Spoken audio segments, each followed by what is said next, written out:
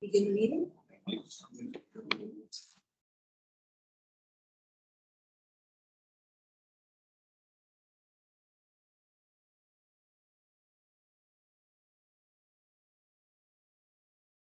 like to call the meeting to order.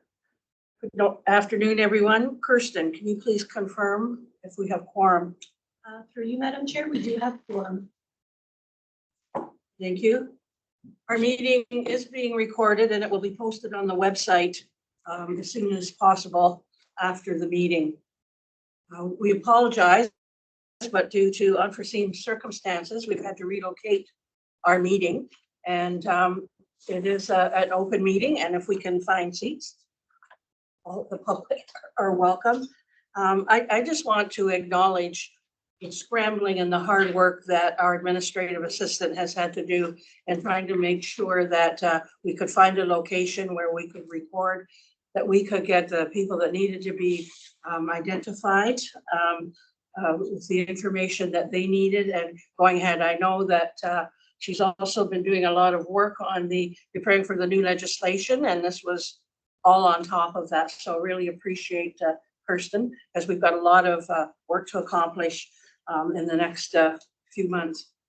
So I would like to ask, the other thing is, if you've got anything that beeps or makes noises, could you please tune it to the non-audible function? And any of the documents that we will be using today will be posted on our website.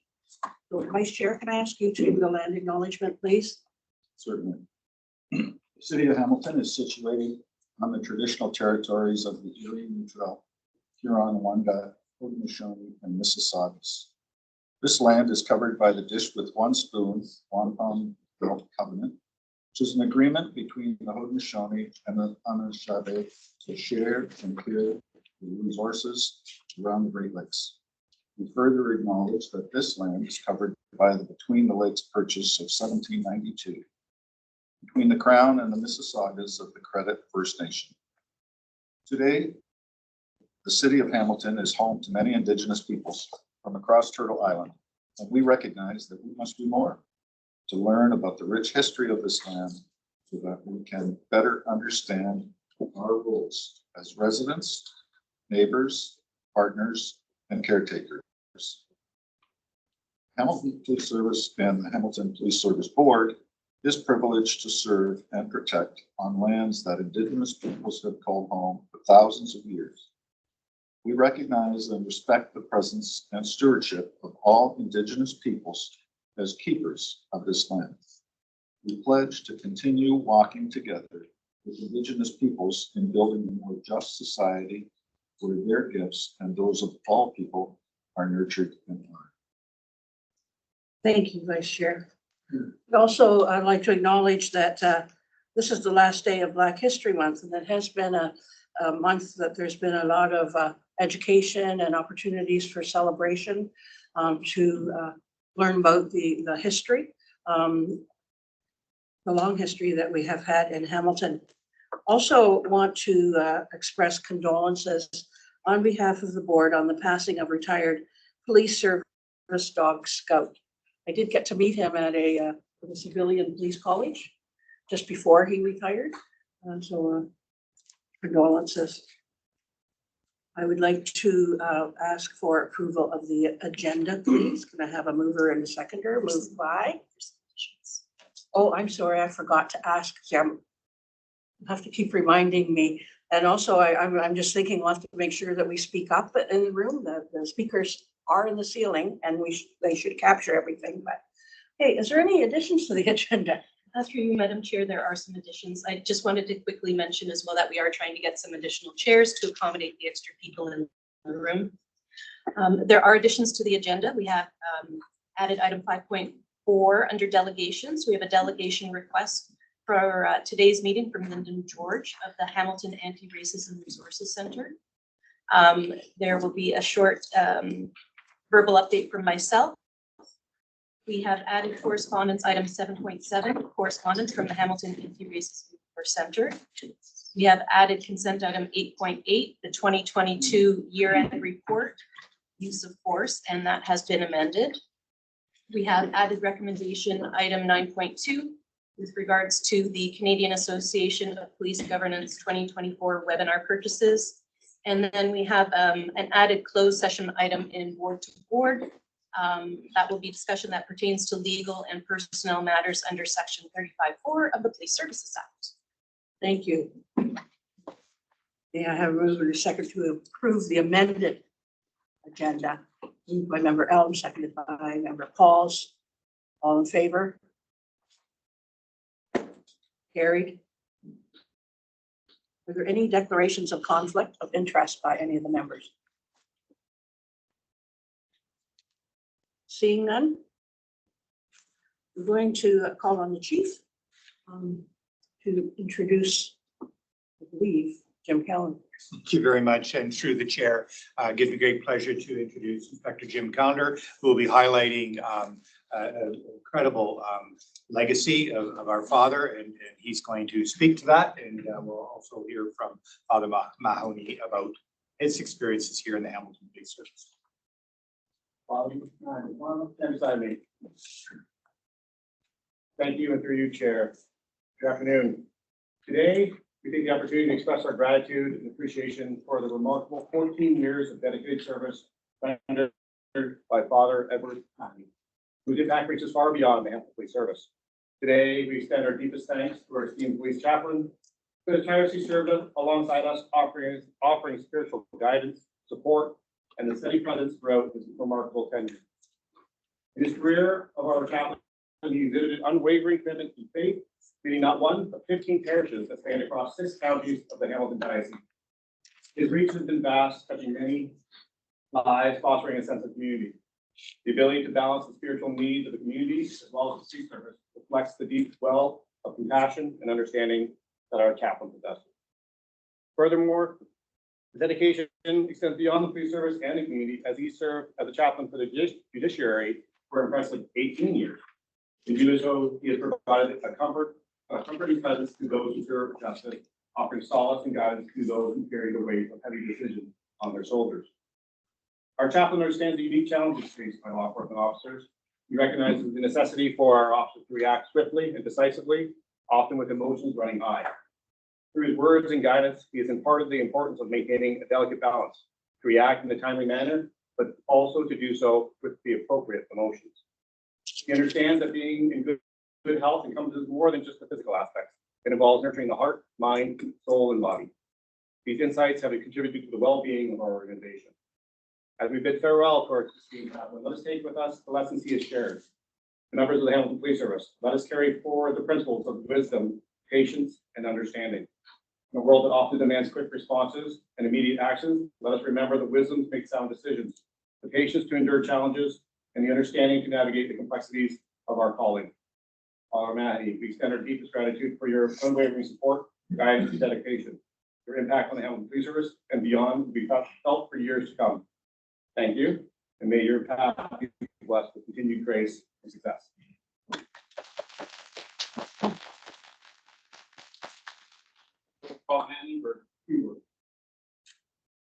Thanks, Inspector.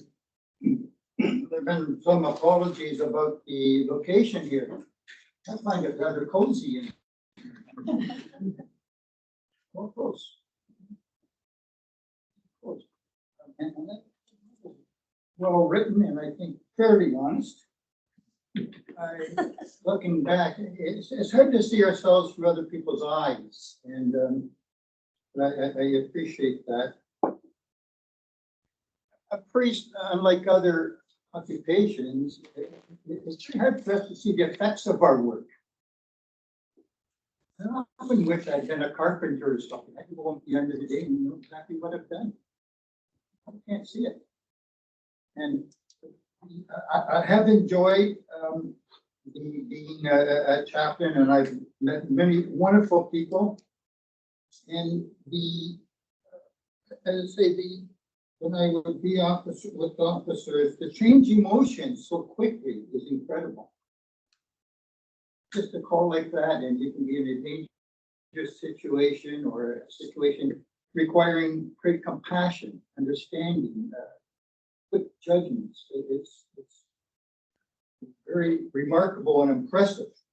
I mean, the only thing I'd like to say here, and very short, is that what I've noticed in the city of Hamilton, as well as I've been in every city of the Diocese of Hamilton. Like I said, all 6 counties I've served. The number one concern I have all over is a spiritual bankruptcy in our society. We have a spiritual bankruptcy. We also have an ethical bankruptcy. Crime rate goes up. Hopelessness goes up. Hopelessness. Suicide is probably the most identifiable sign of hopelessness, but there are many other situations. We're living in a society that's spiritually bankrupt. And it's hard. You know, I'm devoting time, and I have for the last number of years, on spiritual, teaching spiritual meditation. And I'm not going to go out of that. Spirit, when I ask people if they meditate, they say, oh yeah. I say, how do you do it? Oh, I sit in a comfortable spot, close my eyes and think nice thoughts.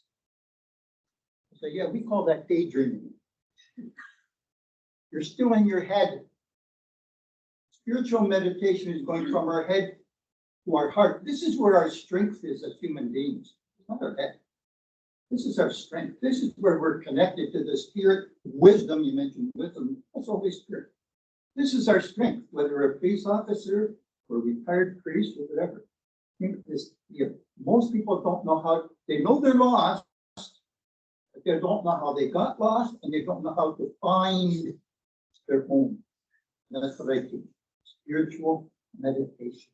How to reconnect to our source of energy, love, forgiveness, hope, faith, and so on. That's what we do in the diocese, and I'll make myself available to anybody, individual or group that would like assistance in this. I think the number one need we have in society. Thank you.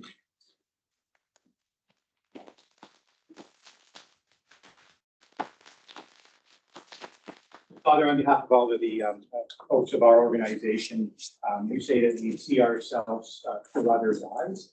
Thank you very much for correcting our vision and always being there as a comfort for us. In that, I will put on my glasses and I will award you with what I am honored to give you as the Chief's Award of Excellence. And I'll read it to you. The Hamilton Police Service extends our deepest thanks to the esteemed police chaplain who has tirelessly served alongside us, offering spiritual guidance, support, and steady presence throughout the remarkable 14-year tenure.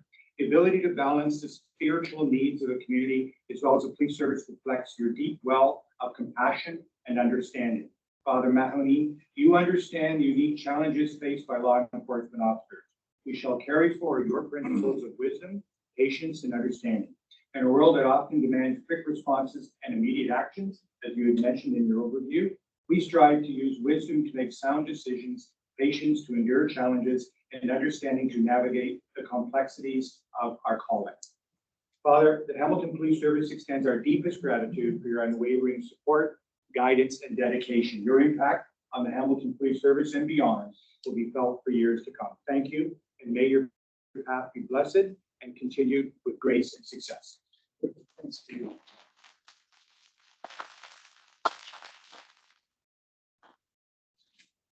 Thank you very much.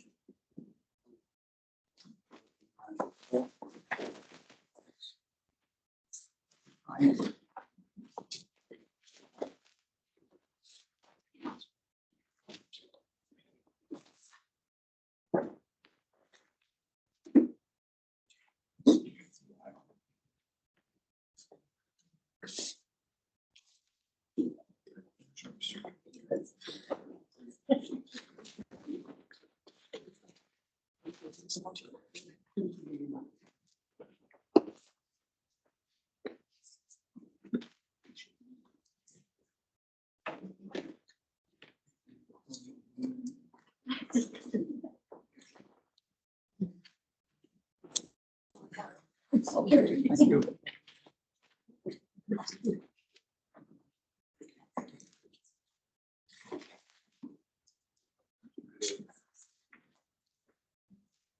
Now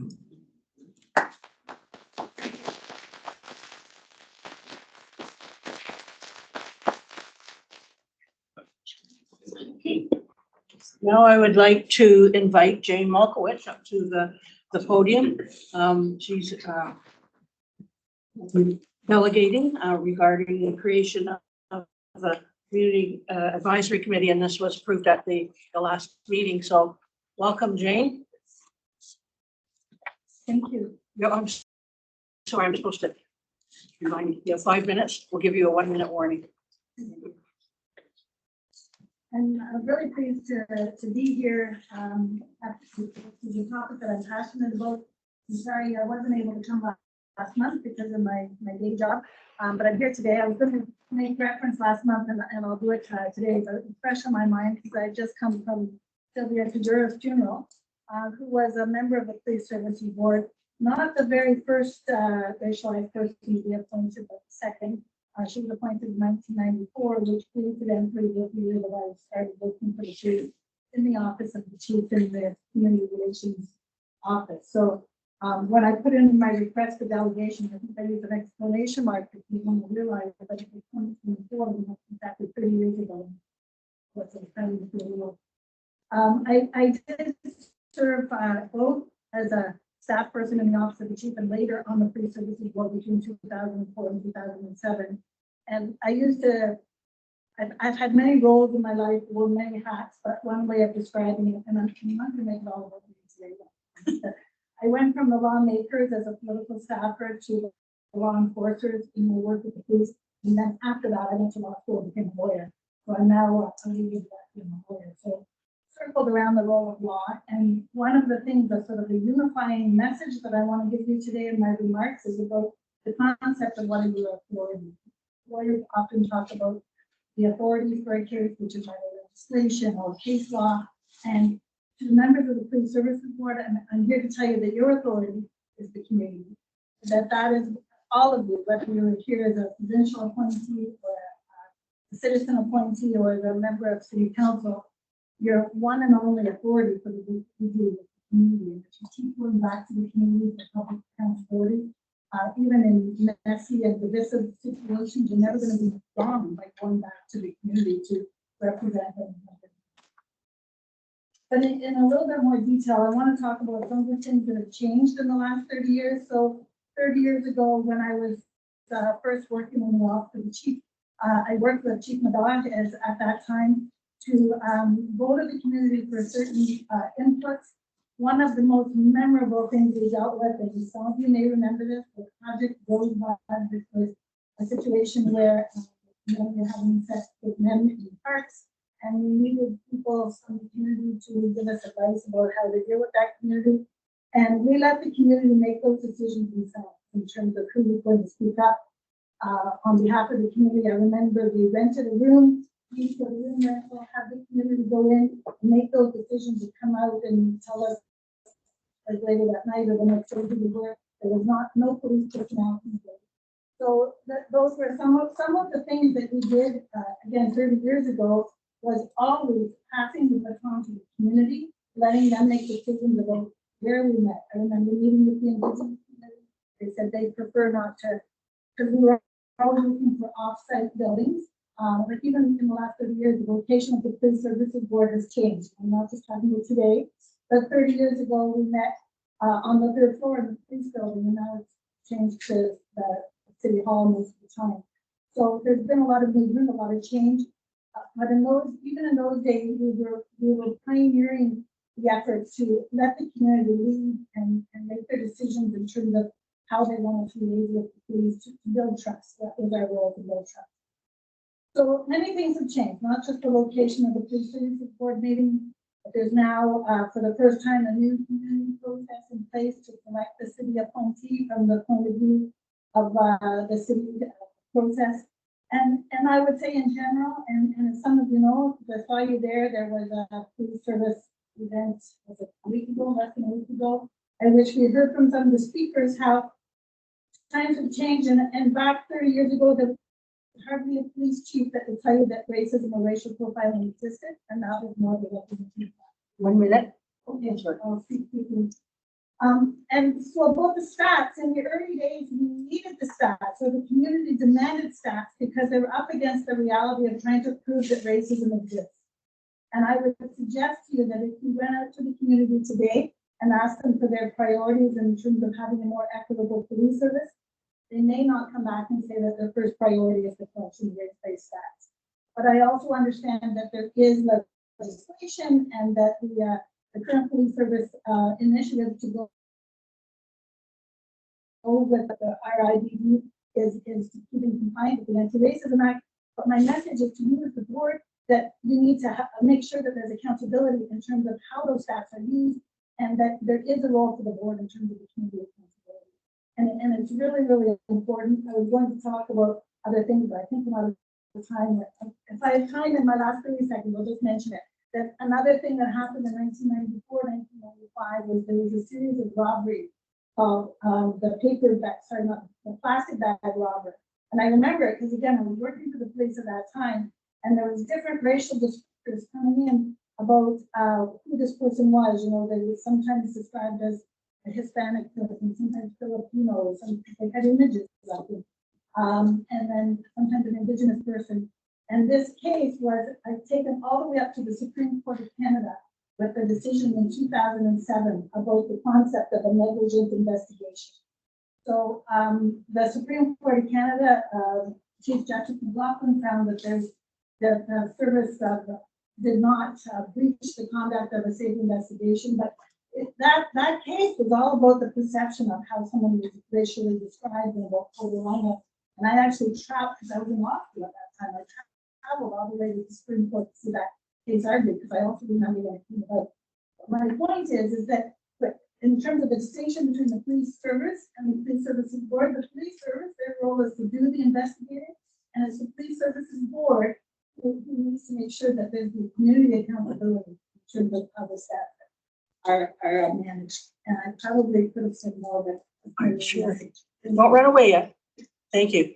Any questions or comments from board members? Member Kretsch? Thanks for delegating today.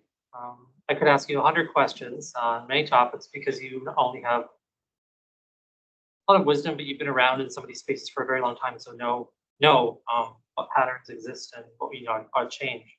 But I think you said something that everyone would benefit from hearing more about today, which would be about your experience as part of the selection process for the community representative here. You mentioned it in your delegation. Really wanted to ask you what that experience meant to you, what it looked like to you, how was it important to you, how does that signaling change for you? As you mentioned it, and we were on that committee together, so love to hear from you about it. signaling changing at the time or Now, no? and what was your experience like as part of that new process, right? Yeah. I thought it was a wonderful process and very well done. I think what Councillor Kretsch is referring to is the process that, and this is only as I understand it, because I was not part of the rolling out of the new process, but there was a partnership with the Hamilton Anti-Racism Resource Center to interview certain people. So I had to be interviewed in order to be a volunteer and be vetted, and went through that process, and I put my name forward to help be on the selection committee. So there was an interview process for that. And then after I was approved and accepted to be on that process, then we had a number of meetings at which we discussed criteria. What should the criteria be to be an effective member of the Police Services Board? We reviewed all those criteria, and only after and then after the criteria, we reviewed questions. So what questions will we ask, and what is the wording of those questions? And if anyone has ever tried to wordsmith anything by committee, that's not easy. So we did all of that, and then only after we had the criteria and the questions all set out, then we reviewed it. But it was an excellent thing. Thanks very much. Nays? Thank you for your delegation and sharing an incredible career and broad experience you have with many different groups within this meeting right now. And I would say as the community rep, the citizen appointee, demanded that process, it's always a really lovely feeling to meet some of the folks who were involved. I wanted to ask you a bit more about, I really loved the words, and I wrote them down, passing the baton to the community. And how that related to what a really important role for us, which is building trust with community. And I think we've had some discussions, debates, more debates on this board about what does that mean, building trust with community, and the processes by which we build that trust with folks who maybe already, or communities maybe already more represented on this board and the processes. We think about actually even just the makeup of this room, and that often when I'm at these meetings, I'm one of the very few or only racialized people in the room. And so how do you envision that? How do we build trust with communities who are not represented well here? And I'll keep my comment or my answer specifically about race-based stats, because I think there's many ways of building trust that are maybe beyond the concept of race-based stats. But there's no question that the police keep race-based stats. And so the question is then how that's disseminated, how it's used, and all of those kinds of questions. And that, really can't be done without the public accountability. And that's really where specifically the role of the Police Services Board has a role, because that's less in terms of the operational question of how the stats are collected, but how they're used and disseminated to the public is a role that sits more squarely in the role of the Police Services Board rather than the Police Services, I would argue. Because of course there's stats from all the traffic stops, from looking for suspects, and the way people are described, sometimes the way they self-identify in terms of hate crime reporting or anything like that. There's all kinds of stats about all kinds of things, but it's really when we're talking about the role of race-based stats with the community, which is the racialized community that historically, for good reason, have had the least trust of police, then the Police Services Board is going to want to be very careful about how those stats are used. And I'm delegating today because it's a topic that I care about, but I'm not the one to ask. I will turn around and ask the community, because they're the ones that are affected. And when I say the community, I mean the racialized community and people who are going to be included in those race-based stats. And the thinking today may be different than it was 30 years ago. In 1997 was the first time in this country that a judge took what's called judicial notice of racism. Up until 1997, it never happened. 1997, in the case of RD, and this was after I started the police, that's what I mean, it will change. The case of RD was the first time in the history of Canada that a judge said, without hearing evidence, yes, racism exists. So we've come a long way since 94, since 97. We no longer need to prove that racism exists. It's known. So then what do we use those stats? We're not using them to prove that racism exists. We're using them for what? And we need to turn to the community and say, how do we use, the police have a wealth of information. I can't even tell you all the information they would have on the computers in this building, right? But then how is it used? And it's for what, the purpose is, as the meeting we had at the Upper Marriott on Upper James last week, is to provide for a more equitable police service. How do we use the staff to get to a more equitable police service? What is that connection? What does that mean? And we need to pass the baton to the community that touching, because I don't know those answers. So it's the role of the Police Services Board to make sure that they're asking the people in the community, what do we do with this data? Thank you, Jane. Yes, one more short question, please. You highlight such an essential role when you talked about stats and where I work, which is like that quantitative critical theory that numbers are just as biased or prone to biases as our words and our narratives and stories. And so when you talk about race-based data, and I tend to say you don't need race-based data because race exists because of racism. So if we're just saying race-based data, we're perpetuating an idea that race is some kind of biology that's never been any evidence of that as a social construct. So then when we're analyzing that data, come to the question, please. We're analyzing that data, we're putting it into the context of our community. How do you see that engagement, that passing the baton on to the community in terms of this data that we are already collecting? I think that would have to be a whole different delegation. So I don't know the mechanism, but I think that has to be a priority of this board is to figure out which people. That would be the short answer. Thank you. Any other comments? Thank you very much. Can I have a mover and a seconder to receive the presentation? And moved by member Renee, seconded by member Helms, all in favor? Member Helms, oh, you moved it, okay, carries. Okay, next, we have a delegation request from Andrew Bell respecting procedural and policy considerations for the Hamilton Police Services Board arising from a ruling by Goodman J. in the case of R. V. Polly Russell. We have the request. Can I have a mover and a seconder from the board to approve the delegation for today's meeting? Moved by member Meneas, seconded by Vice Chair Bennett. All in favor? Carried. Hey, Mr. Bell, would you like to come forward? Yes, Thank you.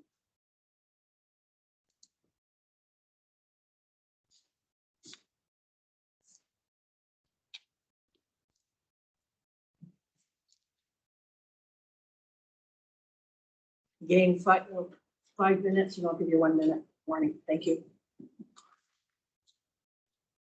I'm here to talk about the policy considerations for the board that arise from a recent ruling in the Superior Court of Justice.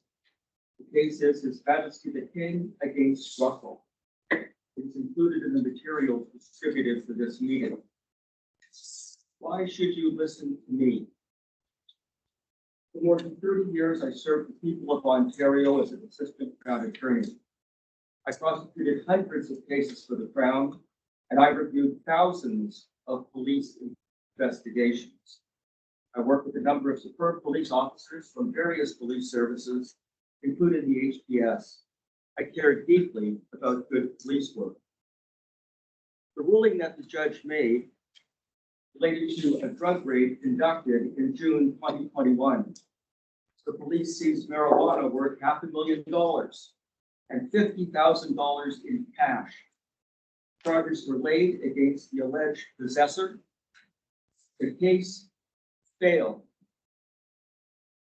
The drugs and cash seized were excluded due to avoidable and serious breaches of the Charter of Rights and Freedoms by members of the HPS, all experienced, all highly trained, members of a specialized unit for whom charter knowledge was essential. What did the judge say about those officers? He wrote at paragraph 150 that these officers showed an absolute ignorance of well-established charter rights. The whole case revealed a litany of error. The conduct of these officers was not within a mile of a reasonable standard of competence. Obviously, actions by incompetent police officers increase the likelihood of expensive lawsuits against the board, justify a loss of confidence in the HPS by the people of this city, and discourage recruitment of talented candidates. Beyond these concerns, this appalling behavior by the HPS goes to the heart of the board's responsibility. This board has a statutory obligation to provide adequate and effective policing. Section 11 of the Community Safety and Policing Act 2019 states that adequate and effective policing means law enforcement provided in accordance with requirements of the Canadian Charter of Rights and Freedoms. Law enforcement without charter compliance is not adequate and effective policing. Compliance with the charter matters all the time. Compliance is mandatory. Anything less than 100% compliance is failure. It is critical for the board to know when a failure has taken place. I ask you to think about all the information the police have provided you as members of this board.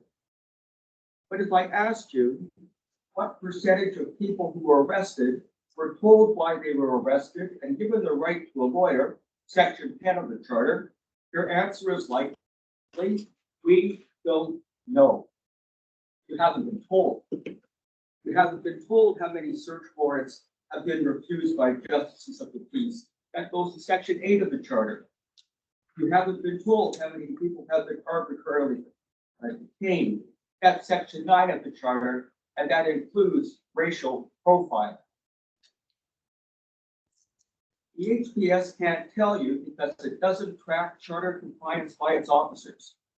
However, a criminal court can tell you with certainty when the HPS has failed in its obligation to apply to the charter and why. I ask the board to adopt a principle that is entirely consistent with the legislation on which new board policy regarding charter compliance can be based. The principle is this: no criminal case should ever be lost or compromised due to a charter breach by the Hamilton Police Service. A minute. This made policy, it is less than the law requires, but it can be implemented at no more than the occasional cost of transcripts. It can be a simple process. Police are notified of every criminal case in which they are to be witnesses. One will be the officer in charge. The obligation can be on the officer in charge to notify the chief of police should a court determine that a charter breach was committed by members of the HPS. If the board were notified by the chief of police every time a local judge ruled that members of the service had breached the charter, it could consult with the chief, deconstruct the police operation, and remedy the failure. This approach would make the HPS better. It only requires the police to do what the law requires of them. Any police service that strives to be excellent should accept it readily. It's time for this board to take a close look at police operations that have led to a charter breach. As the Chief 20 report demonstrated, the board cannot fulfill its mandate otherwise. Time. Thank you. I'm ready for questions. Member Crash. Thank you, Mr. Bell. Member Manning. We're recording, so I want to be accurate so that people will know what's happening. Thank you. Thank you. Perfectly on time. That was, thank you for your delegation. I don't care about the time. I really don't care about the thanks. I want this board to take action. I appreciate that, and you are very experienced in this field. I am the newest board member. I would like to draw on your experience and wisdom here. Are you aware of any other municipal police service boards who have a policy for reporting on charter compliance of our officers? No. Be a pioneer. I agree. Police strategy. Thank you. Motivating.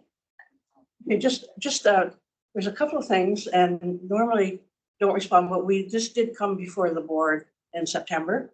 And we do know that the police have actually, prior to the finalization, gone back, had a task force that did do a review of all of the policies. We had a fulsome report in September, which we can bring back at some other time, but just you weren't here at the time, so we can bring that back and look at what we're looking at. We're going to be reviewing a lot of things in the context of the new act. And with that, we'll be looking at what policies we need to ensure that we're not only in compliance, but transparently in compliance. Andy, you can have the best policies in the world, but if you don't have the right people enforcing them, monitor their enforcement, it means nothing. I thought your intent, I'm sorry not to argue, apologize. I thought your intent was to say that we needed a policy in place for that to happen or to direct You that. need to adopt the principle that no case should ever be lost. Okay, transform that principle into policy. Give you a way to put it into operation. Thank you. Who else? Member Crash. I guess I'm next. So if I want to make sure I understand two things. One, you'll send these comments to us in writing so we can have them, presume. It's okay. You're going to send these comments to us in writing. So we have your written comments, so we can make sure we have the language of what you've spoken to us today. Be glad to meet with any member of the board to go over my presentation, go through that 150 plus paragraph case, and bring it home to each one of you, what a monstrous failure it is. Will you send your written comments to us so we have them? Yeah, I'll give you a copy now if you want. Sure. Not right this instant, but before you I can leave. do it this instant. Okay. As you wish. Give it to Instantaneous. Kirsten, please, to the administrator, she can copy. That's not verbatim, but close enough. And to make sure I understand what you're suggesting, I think, is that there ought to be a process for whereby we communicate with the court in some meaningful way and not rely on the police service. Is that what you're No. suggesting? Definitely not. Okay, thank you. Quality control is up to the police. No other government agency, no other branch of government, either the judiciary or the AG or the Crown's office, to be responsible for quality control. If the police don't get something right, they should have mechanisms in place to find out about it. And in this case, that search was so badly flawed, it took more than 2.5 years and a judge to root out the problems. The police should have caught it, and they didn't. Let me ask my question in a different way. So at the end of a court case, once Right. we have the decision in writing, what Well, we, it's not necessarily in writing. however, what Not is, every decision is in writing. I understand. I'm gonna get to the end of the question, I promise. So when courts make a decision, right, we're not notified by the court, someone saying, hey, FYI, this decision was made. Are you suggesting we should be? The paper is not a reliable source of information for everyone to catch quickly, right? So we might miss something easily by missing an article. So are you suggesting that there should be a communication methodology so that we're aware of these cases at the board level? From the officer in charge to the chief, I see. to the board, if there's a breach found to be committed by the Hamilton police. Okay, thanks. Is that, I'm sorry, is that clear enough? I think it's clear. Yep, thanks. Thanks for your answers. I appreciate it. Sure, I'd like to try. No, I get it. Yeah, thank you. Thank you. Any other comments or questions? Well, thank you very much. And may I have, pardon? Thank you. Appreciate it. Can I now have a mover and a seconder to receive the delegation? Member Menez, member Crush, all in favor? Carried. We have a delegation request from Lyndon George for today's meeting. So I'll need a motion to approve the request before the delegation proceeds. Member Menez, Vice Chair Bennett, all in favor? Any question in favor? Okay, all in favor, carried. Please. So, as you're familiar, I know that 4-minute warning or 5 minutes with 1 minute warning at 4 minutes. Thank you. Everyone. When I walked in, saw the caller, I thought this may be room for the discussion here today. I know we've had some important discussions here with the chief and about community, just a little over a week ago around finding a path forward, addressing some of the issues in community forward. And it reminded me of why I do this work. I did it to this year here today. That as a young man in this community, when I was being taught about the youth, I didn't fit well with this as a young after the boy going to field and having that sense of why is this happening, and then you turn to us in the community and ask us for help. To feel that sense of frustration, that people being stopped one day and then being asked for extra help. And so the reason why we do this work, the reason why I'm here, is to try and find that path forward. But I truly believe that in order for us to build that trust, to make our community safer, and to address some of the racism that exists, there is a collaboration that has to take place, but it has to be rooted in trust.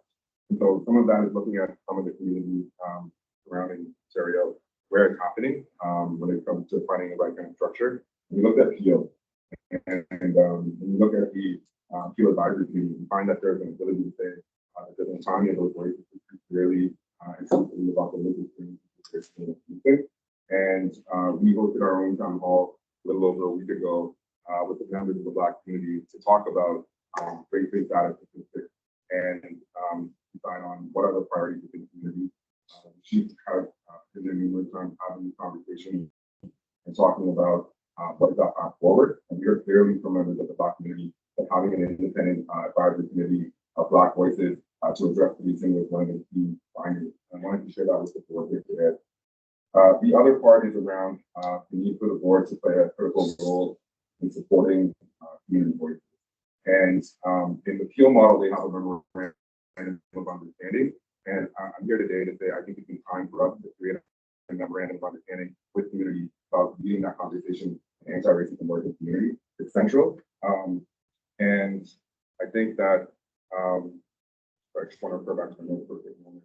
Effective anti-racism intervention requires acknowledgement of systemic racism and sustained engagement from senior leadership to confront racism. It requires using language that defines racism and discrimination that signals to community that you understand anti-Black racism, anti-Indigenous racism, and discrimination toward racialized communities. Anti-racism intervention requires clear metrics of accountability, includes data collection, and consistent monitoring, reporting, and data that impact Black and Indigenous racialized communities.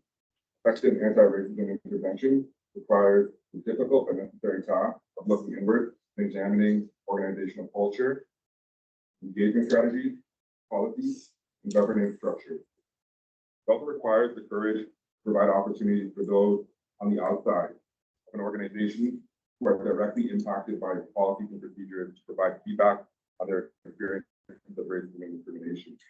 So an MOU is that first step of laying out that foundation.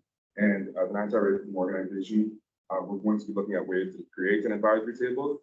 And I think it's important for us to find that collaborative way to have that discussion that can feedback up into what is happening in the community and find real tangible ways of accountability and metrics that say, here's what we're calling for, here's what can be done, here's what still we need to do. And we've seen other reports in the community that have been helpful in moving things forward. So I'm sure I don't have too much time left and I'm trying to speak through this, but that's why I wanted to be here today. So we try to find a path forward. The whole extra minute. Yes, ma'am. Thank you. Comments, questions? Member Renee. Thank you, Mr. Chair, for your delegation. I wanted to ask a couple of questions, if that's okay. And then a question for us as a board, which I think would that be after. I think what probably most of us in this room know well are, like the OTAP principles: ownership, control, access, for the collection of data involving Indigenous folks. But I actually want to draw on EGAP principles. When we think about our relationships with the Black community, engagement, governance, access, and protection. In governance really being something that I'm pulling out as well, and engagement. I wonder if you could speak a little bit to how the process of race-based data collection from Hamilton Police Service could comply with those principles or aspire to. Yeah, here's what I'll say on the I think that with the data teams will be already that call to action is necessary and providing the right kind of oversight so that when that data is collected, that community feel confident that it's leading to change. And the challenge here is often that we see the minimization of this data at times to be like only a small percentage of what happens, when in fact, we know that there's underreporting of incidents of when individuals feel like they have experienced racism and not knowing where to turn and how to report it. And so being able to look at that data but also recognize the narrative that somebody just talked about earlier, how that plays into trying to address the systemic instances of racism in organizations. So that's where I'm. I really like those words, narrative testimony. That's a takeaway for me today. I wanted to draw on, and I believe this was the press conference you had recently, and speaking about I'm not talking about differential treatment, I'm talking about differential relationships, right? Our relationships are longitudinal, and they're based also on our historic and our community's historic relationships with the police. And the difference, you know, when we're walking into certain rooms, sometimes when we're the only people representing our communities in those rooms, we speak from a different perspective because we are realizing we need to explain knowledge that we already share in our communities, and we don't have to do that explain, right? It's hard to always represent an entire community, which is not a monolith. And so that importance of how we have those conversations and build consensus and a way forward as a community, and then share those insights with the police. And so I wondered if you could advise us on how the police should engage with the Black community in terms of moving forward. Should that be a process where the police lead that group? That the police are continuously present in those advisory panels, or should there be times that the police are not there, so that communities can discuss without us, you know, overwatching? Appreciate the question. The challenge, I think, looking at, I've been in this role for a little over, I think, from a personal lens of how I answer that question, and probably, I think from a personal lens, there is a pattern where we're often asked to provide insight and perspective, and then not necessarily seeing that movement on, because it may not be the preferred route, or it may be something, let's hear some more conversation. And then what we see is that when there are more people coming to the Black community and are saying the same thing, then we see that movement saying, acknowledgement, comment. And I think for me, that can be a pressure in place to be saying the same thing and waiting for. You know, it's that it feels like a hurry up and wait mentality of trying to do community engagement. And I think sometimes we have to acknowledge a lot of this evidence happens there from before in the Ontario Human Rights Report called Take Action. And the roadmap is there with the community. We've been advocating for this in Toronto and other communities. And I think that when we're looking at what's coming next with the hate crime review team, that there needs to be an acknowledgement, I think, around the concern around how that creation of that table is formed and how that information is shared back into the community. I think those are important conversations that and lessons learned that we need to start to act on moving forward. And I think creating an advisory table to bring those to the senior level to say, when the creation of these tables are being formed, the board is then having met these metrics, have you explained to come back and report to us with all of this before you go into that. It reassures community that there's a sense of community accountability. And so that any continuity moves forward, even when leadership changes. Member Elms? Mr. George, I'd like to thank you for coming. You're one of our frequent flyers here, and I'm glad you are, because every time you come, I learn something. And I hope you'll keep coming, and I hope you'll keep working with the roundtable and to build something, because I think you have so much to offer in being a leader. So I'm not going to engage in why I grew up the way I did and how my perceptions are based on my own lived experience. I just think when you come here, we're good. Member Elms, or I'm looking right at Member Pauls. Thank Sorry. you. I just want to say that even last month, I went to the police station. We had a lunch and learn, and it was so refreshing because we had the Black community there. There were 6 of the panel. We learned so much. So I do believe the police are doing that. And I went to it and we learned so much, what they were saying to us and the questions that were asked. So I'm saying we're in a good path.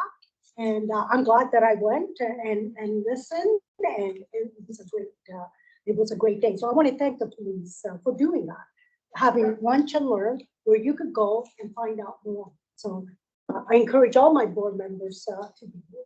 They haven't been. Thank you. Thank you. I know Member Crash has a question, but I just want to let everybody, we will be having more discussion about this, both. I'll be mentioning something in my report, and so will the chief, because there has been some ongoing, I think, but the message always is, unless it's continuous, trot. It's always, let's wait and see and make sure it is continuous and not a, you know, a place and time and then move on. So, Member Kresh, you had a question? Yeah, I have two. My first question is, what's the risk of not getting this right? We need status quo. And I think if we're comfortable with the status quo. There's a reason why, in this meeting, why we're having discussions both, you know, at the table and behind the scenes. You know, there are community members who want to see change and change. When I'm meeting with members of the community, very different lived experiences in that room. There are newcomers who've been here, you know, for 1 year. And those lived experiences include each, you know, have found a conversation with a valid point. And, you know, you're an officer here for, you know, 30 years or 25 years, you can just even those experiences, they'll, you know, inform people's impressions of belief. And so I think with all the models and all the work that's being done, I would say, let's not always wait for the framework.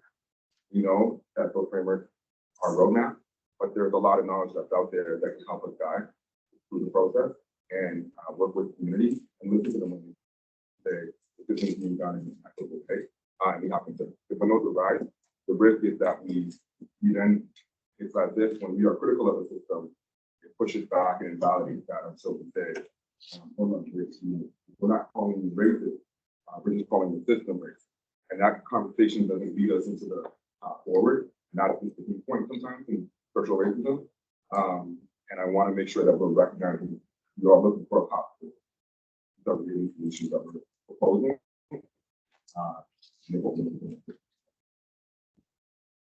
Thanks. More question? Yeah, I have a second question, and then that's it for me. I have a comment for later, whatever that is, but not now. So I think that what you're saying is using the word hopeful there to describe path forward. I think I heard everything you said today clearly. However, I guess I'd love to know from you, you know, this is where we were, or this is where we are now. This is where we ought to be, right? Where are we at? So, like, where are we now today in terms of getting to the place that you think we need to be? How close are we? Are we getting there? What's the vibe? When we're in this role where we're having discussions with senior leadership, what I would say is oftentimes I think there are different challenges, different metrics, different timelines that not everybody is aware of. And so when we are faced with sometimes that not a full understanding of where this map is, where the road is going on the path, that you're going to have instances where we're crossing at different times. And that you've got to be very transparent, you've got to be very forthright, you've got to be cognizant of the creating room. And that means difficult conversations. And I would say that we are continuing to have those challenges. If you're asking me a personal question, and I would say that we need to get all of the advisory panels and the methods moving forward. Say, look, these are the principles that we need to agree on these principles so that we can have that trust. I think we need to lay that out. I'm encouraged to have more conversations that lay out that. Thanks. So last short question, please. You've already had your two, but go ahead. And I have questions for the board in terms of following up on what. We're going to be having more discussion on this and follow up to meetings that we've had. So you'll have opportunity. And in this meeting, or are we talking? This meeting, there's on the agenda. Okay, perfect. Mr. Curtis, wanted to thank you for presenting today and recognizing the end of Black History Month and how often a lot of the events in Black History Month can benefit us and for our own learning, and not to celebrate and give thanks to you. So and our Black community. So thank you for taking the time in a month that is supposed to be for you to help us learn. Thank you very much, Lyndon. Appreciate your presentation, delegation. Have a motion to receive the delegation or the moved by member Elm, second by member Pauls. All in favor? Carried. Okay. Well, moving on to the third verbal update. I just am going to follow up to say that we did have a meeting on February the 11th with members of the Black community in this room. And there, I believe that there was an open exchange of perspectives. And there was discussion regarding past relationships, or current tentative relationship, and aspirations for the future. So I know that there was follow-up with the service, and I'm hoping that the chief will talk a little bit more, mainly because he did make some commitments during that meeting, and we need to hear them, and that's what we will be holding as we follow through. We also, I think everybody in this room is aware that we did have the special meeting to reconsider the 2024 police budget, and that the board stood behind its recommendation for a total combined budget of 206 million and 0.92 million, and was as presented by the chief at the January 22nd General Issues Committee. On Tuesday and Wednesday of this week, the vice chair, the board administrator, and I attended a symposium on the Community Safety and Policing Act. It was, there was also a number of members of the service. We have a date. It's April the 1st. We've got a lot of work to do between now and April the 1st, and this is going to be an important priority for the board to be working on things. The administrator has done kind of a chart and looking at what priorities. It essentially is going to be looking at every policy that we have to look at what's in compliance, what are new policies that are going to be there. So we're going to have a very busy month, and some of that, I think a lot of it's going to be done by email, and some by governance committee, and budget can fit in everybody's time shares. So we need to be in compliance. We did hear today, and I'll just jump to, we did have the inspectorate visit this morning, and all of the board and association and service were represented there. What we heard over the symposium and what he reaffirmed today is that the target date is the target date. However, there may be some little bit of leniency at the beginning as we're implemented, only if there's rationale as to why. Like, it's not, we can't say, oh, don't worry about it. It's more around you need to move forward, need to be in compliance by that date, unless there's circumstances about why something different would be there. So we do need to be in compliance. And as I said, it's going to require a review and potential revision of board and service policies and procedures. And there's many of the service policies that also have to be approved by the board. So as I said, there's going to be a lot as we're moving forward. One of the helpful things, our administrator, she meets regularly with the other people in her role from the Big 12 services across the province, and they're looking at where there are opportunities. And I know the service, and the chief will probably speak somewhat to it, is also meeting with other services. We want to make sure that we're in alignment across the province as well. So what we're hearing, and actually some of it's really key to some of the recommendations we had before, is the increased requirements around measurement, quality assessment, measurement, and looking at how we are serving in the best way our community, and that needs to be the focus. One of the things that I thought was important, the Inspector General talked about, that we really need to be looking at serving the public and looking at new ways to be able to serve the public in the way that's needed and looking at what our community needs.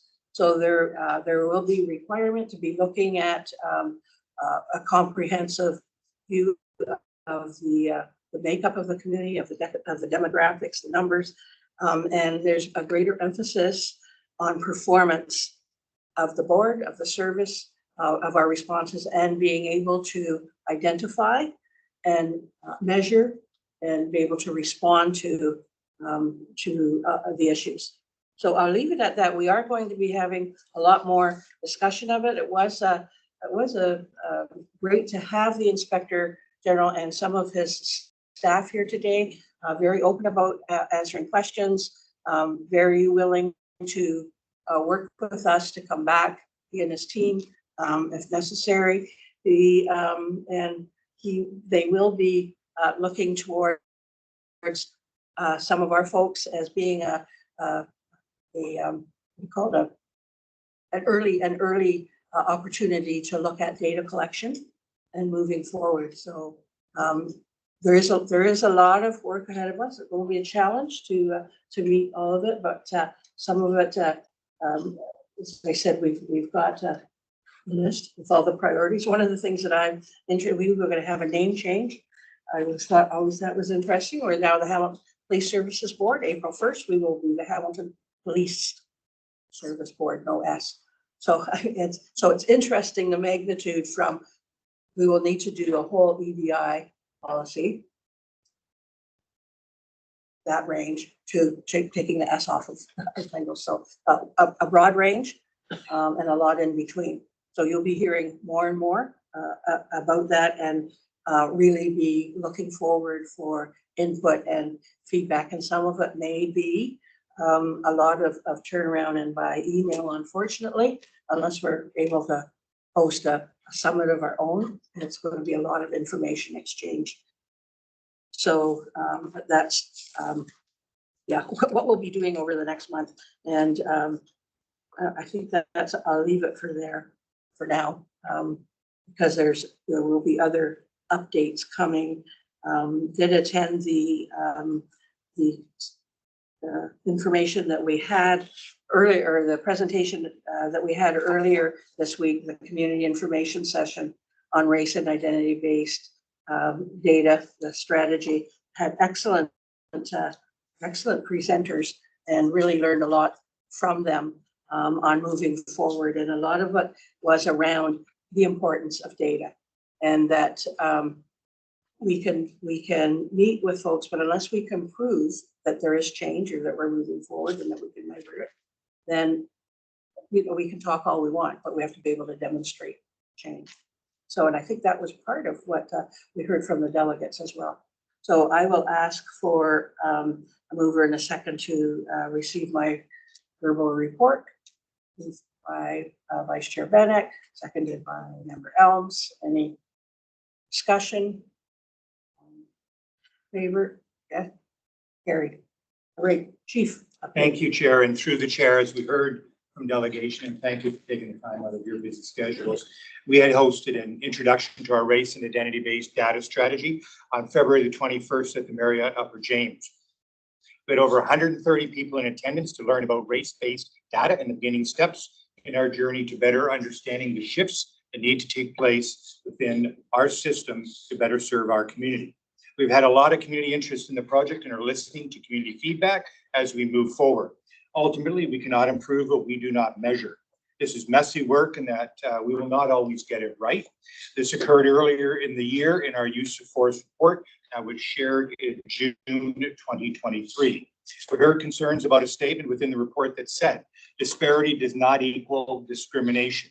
This statement was incorrect. It was incorrectly quoted from the Ontario Association of Chiefs of Police document on building a safe and equitable future, starting the journey to implement a race and identity-based strategy.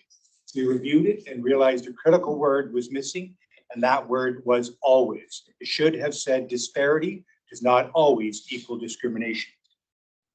I apologize for the harm that this has caused. Words matter, and we thank the Black community specifically for their diligence in highlighting this error and bringing these concerns forward. This report has been amended on the board's website and importantly, publicly will be corrected in today's consent agenda 8.9 PSB 23-059 alpha A. Having these open lines of communication and conversations is crucial for us to progress with this important work. And I would like to also say, Linda George, I look forward to the advisory table that you speak about, the anti-Black racism, and the conversation is needed. And I will absolutely welcome that direction that you will provide. Thank you for that today. I would also like to speak about a provincial initiative, specifically Project Saxon. In May 2022, the board entered into an agreement with the Ministry of the Solicitor General operating under the Ontario Provincial Police, the OPP, to assign one officer from the Hamilton Police Service to the OPP's Provincial Weapon Enforcement Unit, PWEU, as part of the PWEU enforcement strategy. This initiative, funded by the province, aims to combat the illegal movement of firearms, ammunition, and explosives through the enforcement actions against individuals involved in smuggling, trafficking, and possession of crime guns. By reducing the availability of weapons, illegal weapons, to criminals within Ontario, the PWEU seeks to enhance public safety. In 2024, the PWEU, in collaboration with the U.S. New York Department of Homeland Security, Alcohol, Tobacco, and Firearms, undertook a significant operation known as Project Saxon.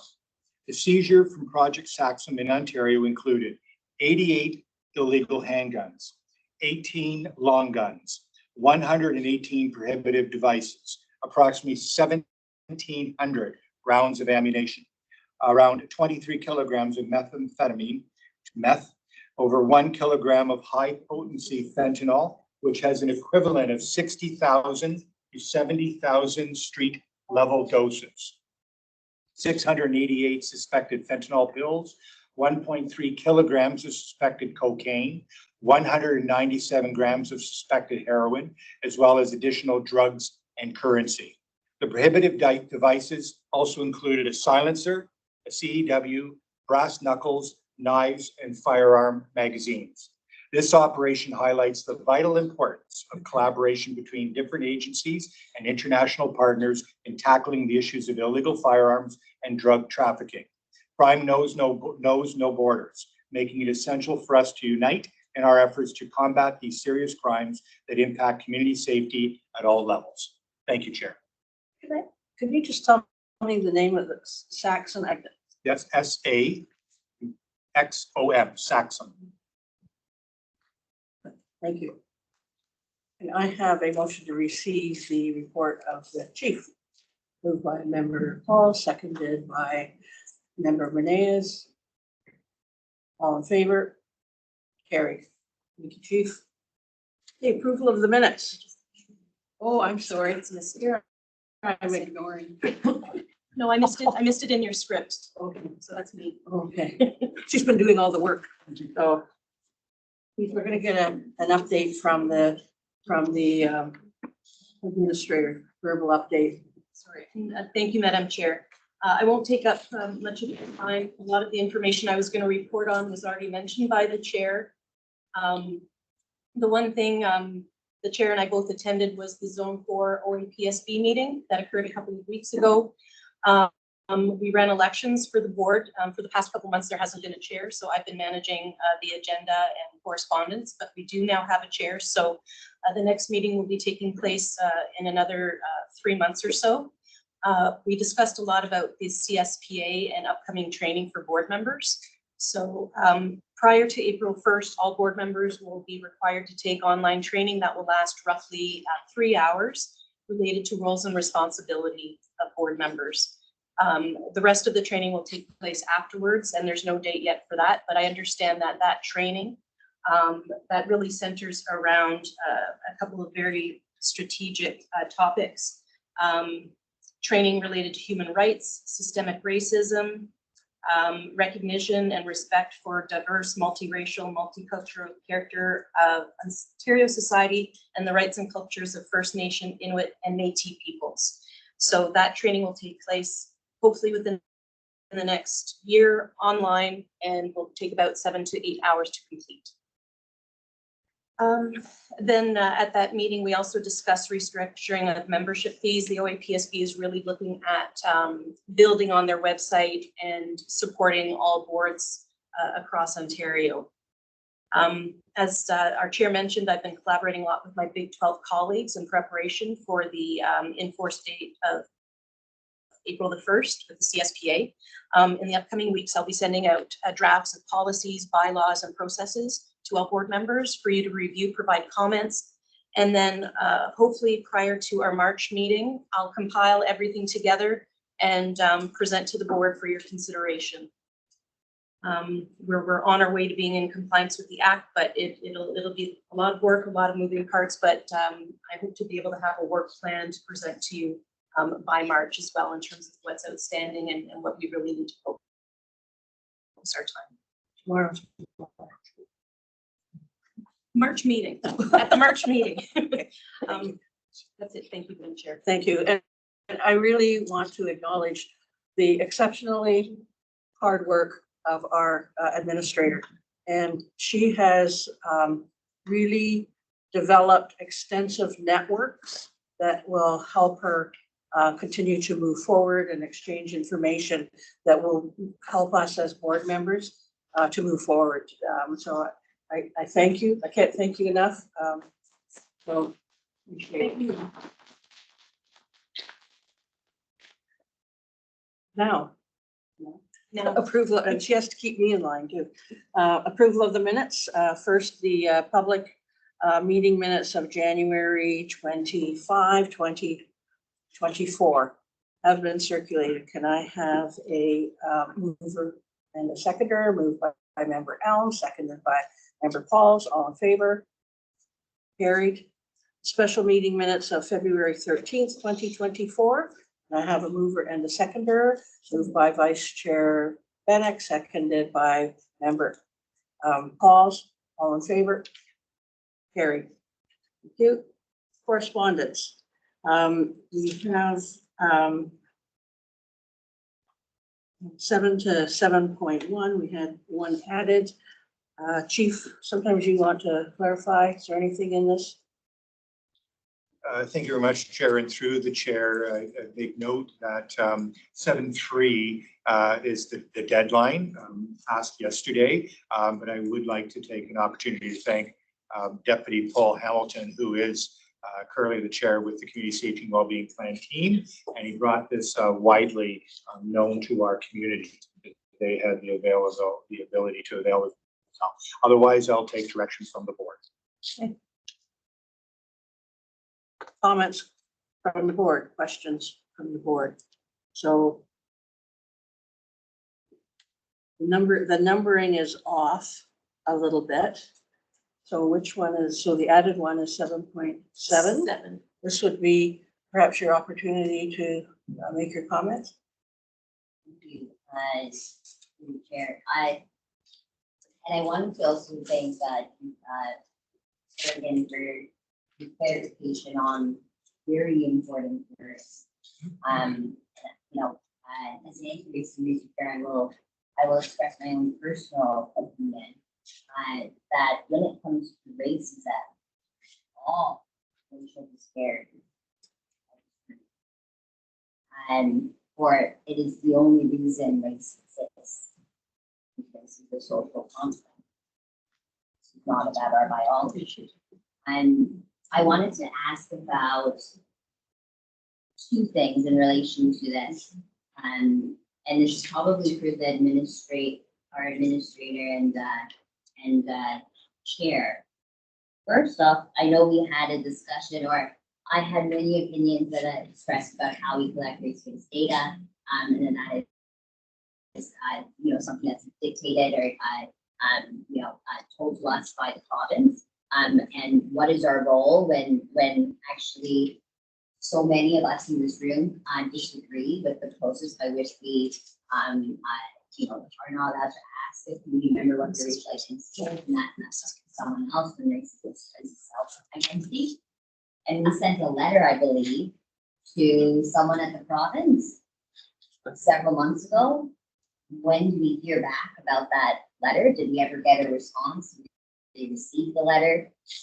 Because, you know, if we're accountable to the community and you said that we are asking these questions, when and how do we feedback about getting a response? And if we don't, as a board, ever get a response, then what do we do? Do we just continue to do something that's potentially dangerous because we were told to do it and our hands are tied? That had, I have to go back and look, but that had to be 2 years ago. It was 2 or 3 years. It was when the regulations or was first implemented. So I don't remember how many years ago that was, but that was a few years back. So no, we did not get. In fact, I think the next meeting we got actually more detail about it, and so it was not. Do you remember, Vice Chair? Is that? It was a couple of years. Yeah, so I It don't was think. based on the use of force. Yeah. Form, we didn't have enough. Yes, it's based on these. So I don't think we are going to hear it because I believe that this process now with the race-based data, we'll be looking at what is the best way to collect and more appropriate to make sure that it is correct. So I don't think we are going to get a formal response back because they still implemented the, I can't remember if it's a regulation or a legislation or what that, it would have been a regulation. And so I think this, and I don't know, Chief, whether that anybody speak to the provincial process, because I believe that this process now is to try and correct and move forward an appropriate way to collect race-based data with information from community. Thank you very much. And through the chair, and I'm going to rely on Superintendent Will Mason, who's taken the lead on this, but I just want to reiterate that we will continue to comply with the legislation and the regulation language that asks us to identify the 8 categories of perceived race in our use of force reports. That is what we've been directed by the province. It has been a full party discussion at many levels in order to get to it.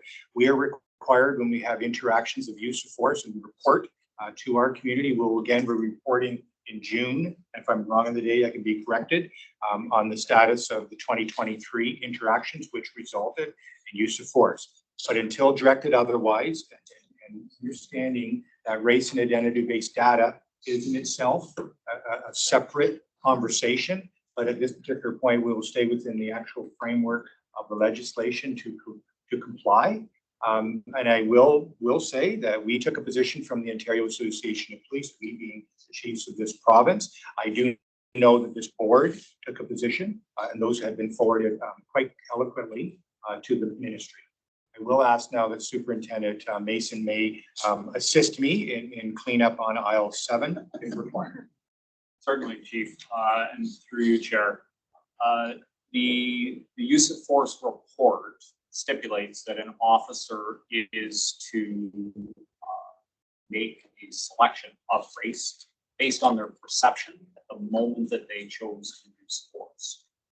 We have heard, and I'll turn to Chloe Nitre if I missed something or I misspeak, like through Adrian Lynn, through their work against racism directed in Ontario. That was a very intentional decision.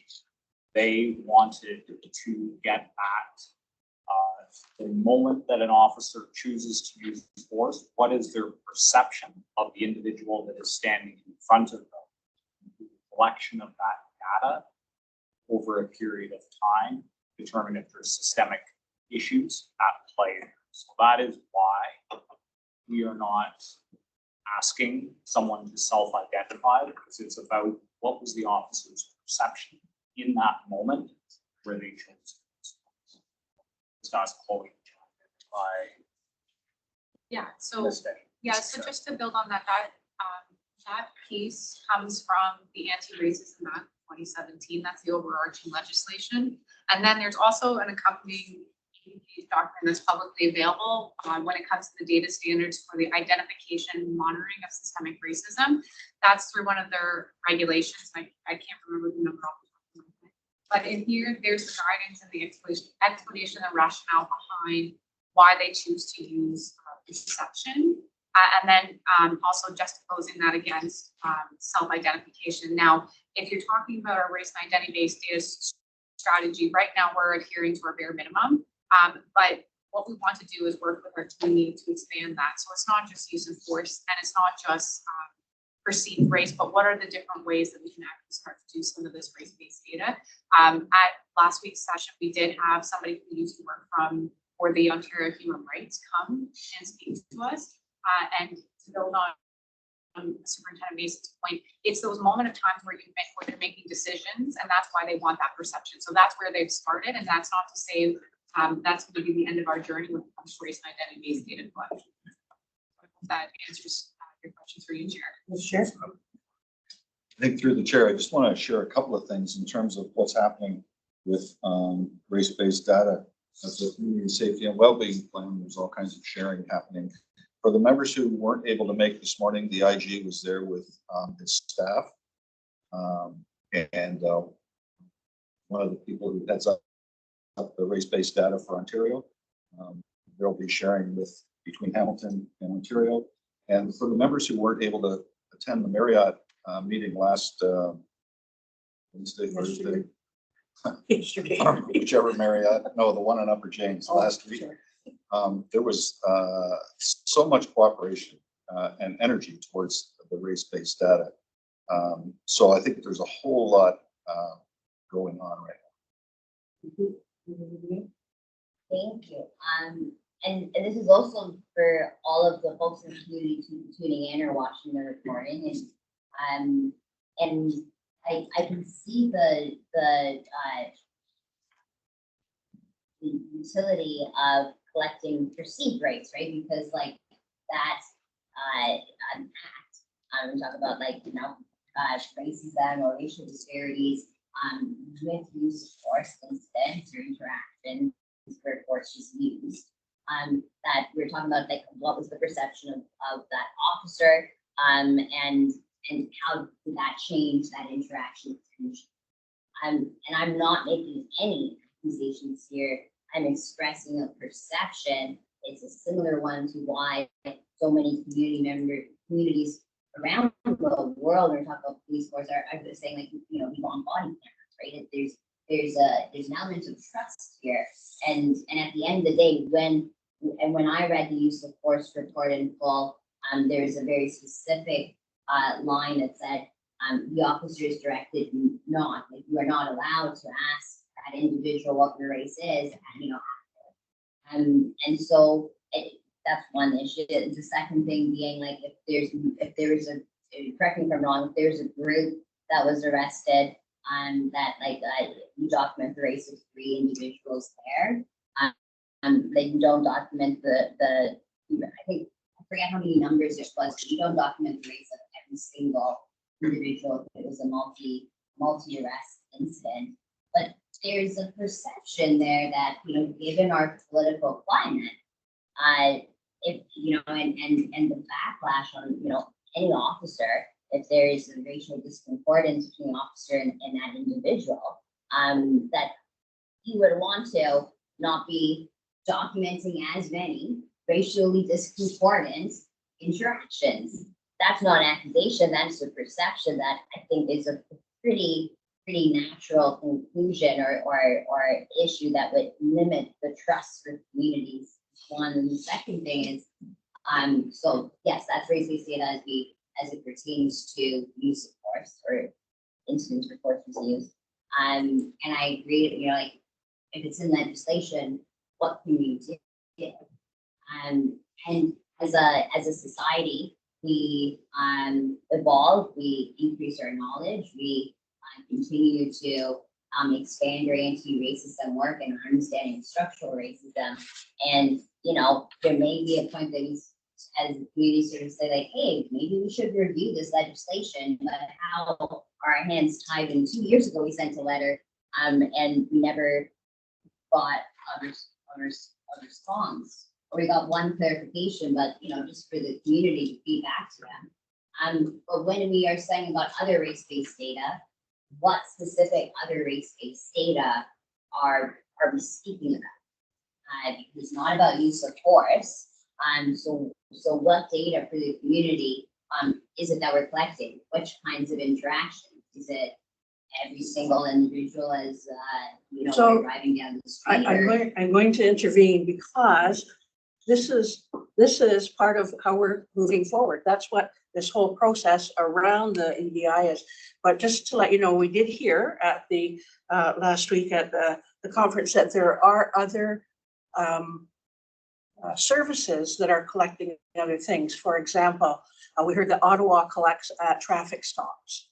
They do that. So, but not everybody, I mean, the concern was by some of our,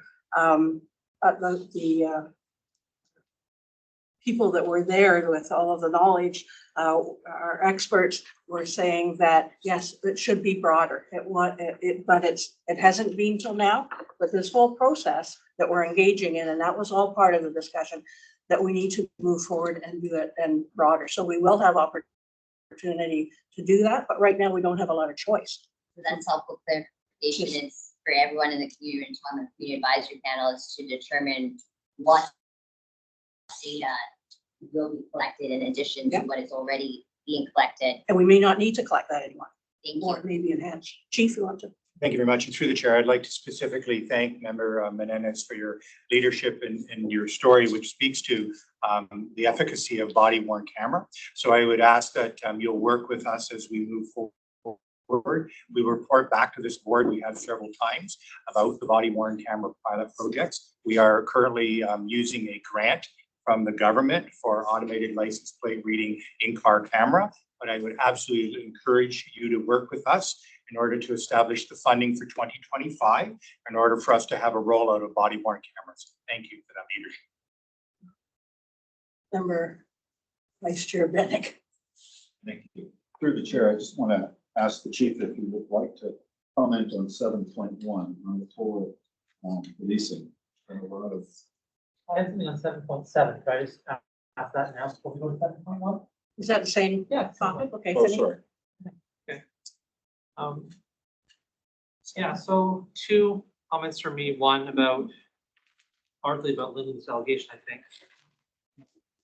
So my question first, when we look at any kind of legislation, and I'm subject to all manner of legislation as a city councillor, so I'm familiar with it.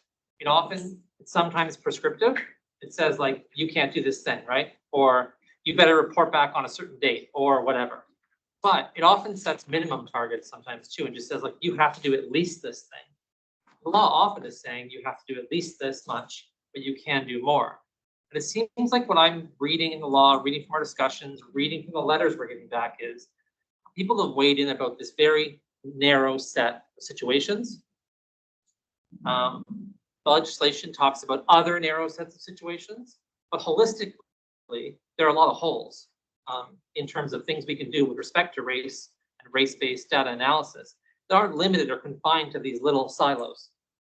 So my question is about that, right? Like, do we have an analysis, or have we had an analysis here? And frankly, maybe I missed it, of a legal analysis to say, here are the little silos that we are in, right? The things that we are talking about. Here are the places the law is not speaking to, or opportunities for us to do things basically to go above and beyond the minimum requirements. So I'm not sure who can answer that in this room, but I'm trying to get a sense of that because that's generally the state of the law. So we're talking about legislation, legislative requirements, right? What I'm saying is the law is not completely prescriptive on this topic. So where are the opportunities for us to have an intervention here as a board to widen that scope? Does anyone know? Okay, I'm going to give Shu-Ann just briefly to say that today the Inspector General was very clear on, and that's exactly your point, that legislation is the minimum, and boards can always go beyond what the minimum is to add to policy. I'll turn to the chief, but my understanding that it was pretty prescriptive around the identification, the perception, and the way this data is collected. And yes, we could do more, but I'm not sure that at this point we want to do more until we've done the due diligence of the looking at the data and talking with the community about perceptions and where we need to do. We just happen to be at the beginning of a process that might lead us to exactly what you're suggesting. that we do need to collect data more widely, maybe differently, so on. Chief? Thank you very much, and through the chair to Member Crutch. Two answers to that. I welcome your question. We will still require our members to follow what is the expectation of the province with respect to filling out our use of force interactions. It's a mandatory field. Yes, the province has heard about the impact of perception of race. That's number one. So we'll continue to do that if that's just an obligation of our reporting. On top of our use of force reporting, we also have taken a step which was beyond the minimum ask. This last 2 years, we have publicly produced our line-by-line interactions. The other part of it, and I will then again turn to either Manager Nitrate or to Inspector Calendar, is specific to race and identity-based data. And to your point, Member Crutch, and I think this is really an important role of the Community Advisory Panel that is being sought to sit at that table to then be able to bring a community perspective at a larger table, which will actually dictate what Hamilton, Aiden Hamilton, approach to identity, race and identity-based data. Manager Nitrate or Inspector Calendar, any follow-up to that? I can go first. I think, remember, you actually pointed out exactly what this strategy is meant to do, is that the fact that there was legislation that we were to follow and that we were doing the bare minimum, as the Manager Nitrate alluded to there. And that's why the OECD came together and built a framework, because they recognized that there were gaps in the system, and in the sense that we have all this data, but we're not utilizing it. But the idea behind and what we're doing here in the Made in Hamilton sense is the fact that we want that community collaboration off the get-go to help us direct where our focus is, because I think it was one of our delegates spoke to the fact that there's lots of data that's housed here in the police service, but what data is out there and what are we going to use it for? But we need that perspective from the community as to say, what does this data mean and how can we action it as a police service to change that ourselves to that equitable service that we're looking for. And I can turn that over to the manager. Yeah, so just to build a little bit on, I think the communities, sometimes it's hard for them to articulate what exactly those concrete changes are going to look like within our own police organization. And so, like Inspector Calendar said, we want to start with our community advisory panel. And so when you were speaking to the legislative and what's out there, we've done environmental scans about what the legislation says. We've looked at other police services who have had to do changes to their system as a result of human rights complaints.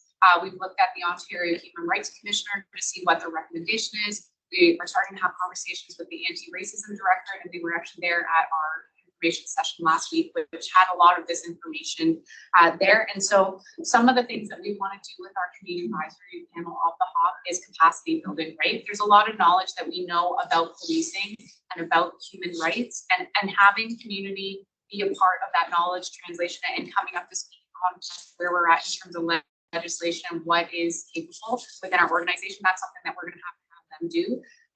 We also need that prioritization. So there is going to be a series of data initiatives that the community might be asking for. All of these are going to require funding in order to operationalize within our service. And so it is going to be perhaps the board's responsibility to help us get to realizing some of those things that our community is asking for. And lastly, we do need our community to see trust. I think we can talk words, but until we have demonstrated efforts behind our actions behind our words, it's going to be hard for us to do that. And so we want to look for opportunities that are going to show progress in a short period of time. But again, it's not going to be dictated by us. It needs to be worked on in consultation with our community. Thanks. I think I see all the threads clearly. And there seem to be a lot of different threads, right? So we're talking about environmental scans, legislative, things that are going on for police with respect to the commission, that kind of stuff. So at some point, I want to bring forward a motion here just to get a comprehensive report to the board, right? And frankly, a somewhat plain language saying, well, here's the landscape of race-based data collection and race-based data, period. Here's where the Police Services Act and the CPSA are going to say things like the COPSA are going to say, hey, these are the things we have to constrain. These are the things that we have to care about. And then where we're meeting the minimum, where we're not, that kind of thing. I think like that kind of a metric for us at the strategy level would be a helpful thing to have. I've read some of the back and forth, but I understand you want to start with the community panels. I'll leave it there. My only other comment was about something really that struck me from the correspondence here on the agenda. Gonna grab it quickly so I make sure I say the right part. This still the same topic? Um, so on page 2 of the letter, like 2/3 of the way down, number 1, it says steered by an independent anti-racism committee comprised of diverse community members who live or work in Hamilton and are referenced in the HBSU support report. I think it's important to just stand with this for a moment because I'm often one who's coming to this board, frankly, and telling you about all the things I've attended. But I have stood shoulder to shoulder with the Black community in public events they've held over the years in the community to respond to issues, right? So they've said, done these things outside of professional spaces, frankly, literally outside. One of them was on Ferguson and Ward 2, just outside of where we had all the detention campus happening. And I wanted to just say that, yes, I think it's important that we have representation from the board at formal events, but I also encourage all of you to show up to these events too. Because what we're hearing in these letters, and what I've heard Linda say there really closely heard him say was, look, sometimes we give feedback as members of the Black community, and then we have to wait till we get more feedback from other members of the Black community. When those members come in and they also say the thing that we've been saying, then suddenly it's validated. And what he's speaking to also in this letter is just this idea of a formalized setting and what that does, right? Because I really want to be clear that there is a place for everything. There's a place for having these formalized meetings, people having represented the board. There's absolutely in this conversation a place for community-led activism on it, community-led dialogues, discussions, and independent committees. So I'm grateful that we have representation at again the formal meeting. I encourage you all to show up to the other things as well. Thanks. Thank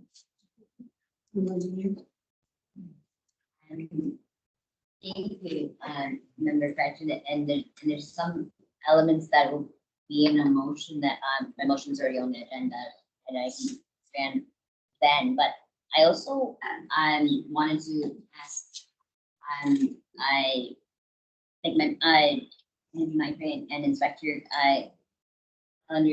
there's another part that really stood out in, Mr. Burton's delegation and in this letter, and for the public, I believe this letter's on the agenda now, because it was a late addition, yep. You know, here are the several ways community members here in Hamilton from the Black and racialized communities, like, have already provided advice on matters related to systemic racism and policing and have been erased from this call. And we talk about like things that have already been done and are we listening to them? There's been extensive guidelines on collecting data and researching Black communities. Talk about like DGAP principles being one of the main ones. That is advice that has already been provided to really broadly all of us, not just policing. How are we embodying that? And the second thing that was in the delegation was speaking about an example and talking about, like, for example, the Peel Regional Police Anti-Racism Advisory Committee.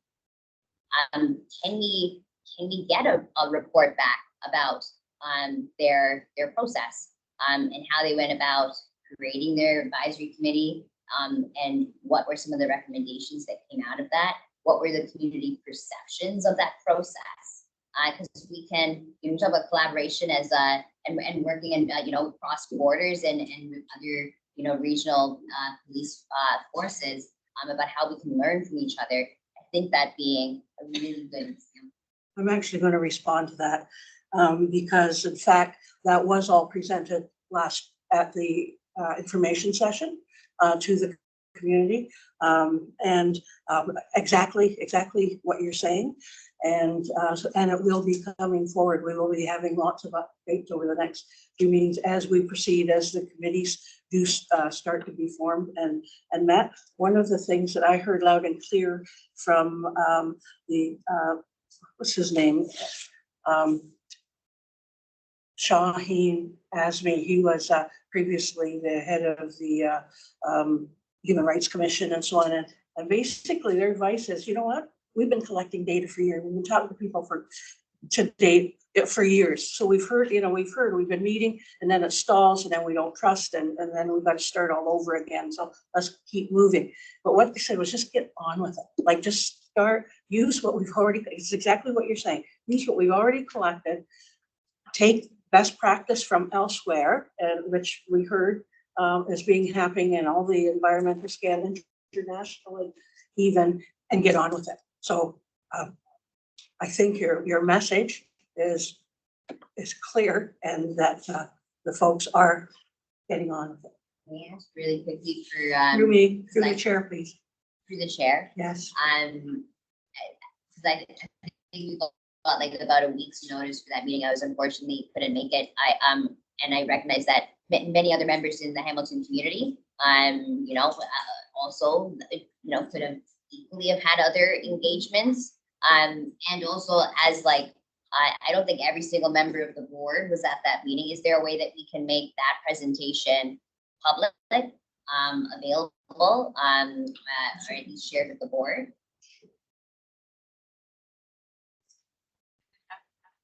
We didn't film it, did we? We didn't record it? We didn't record it.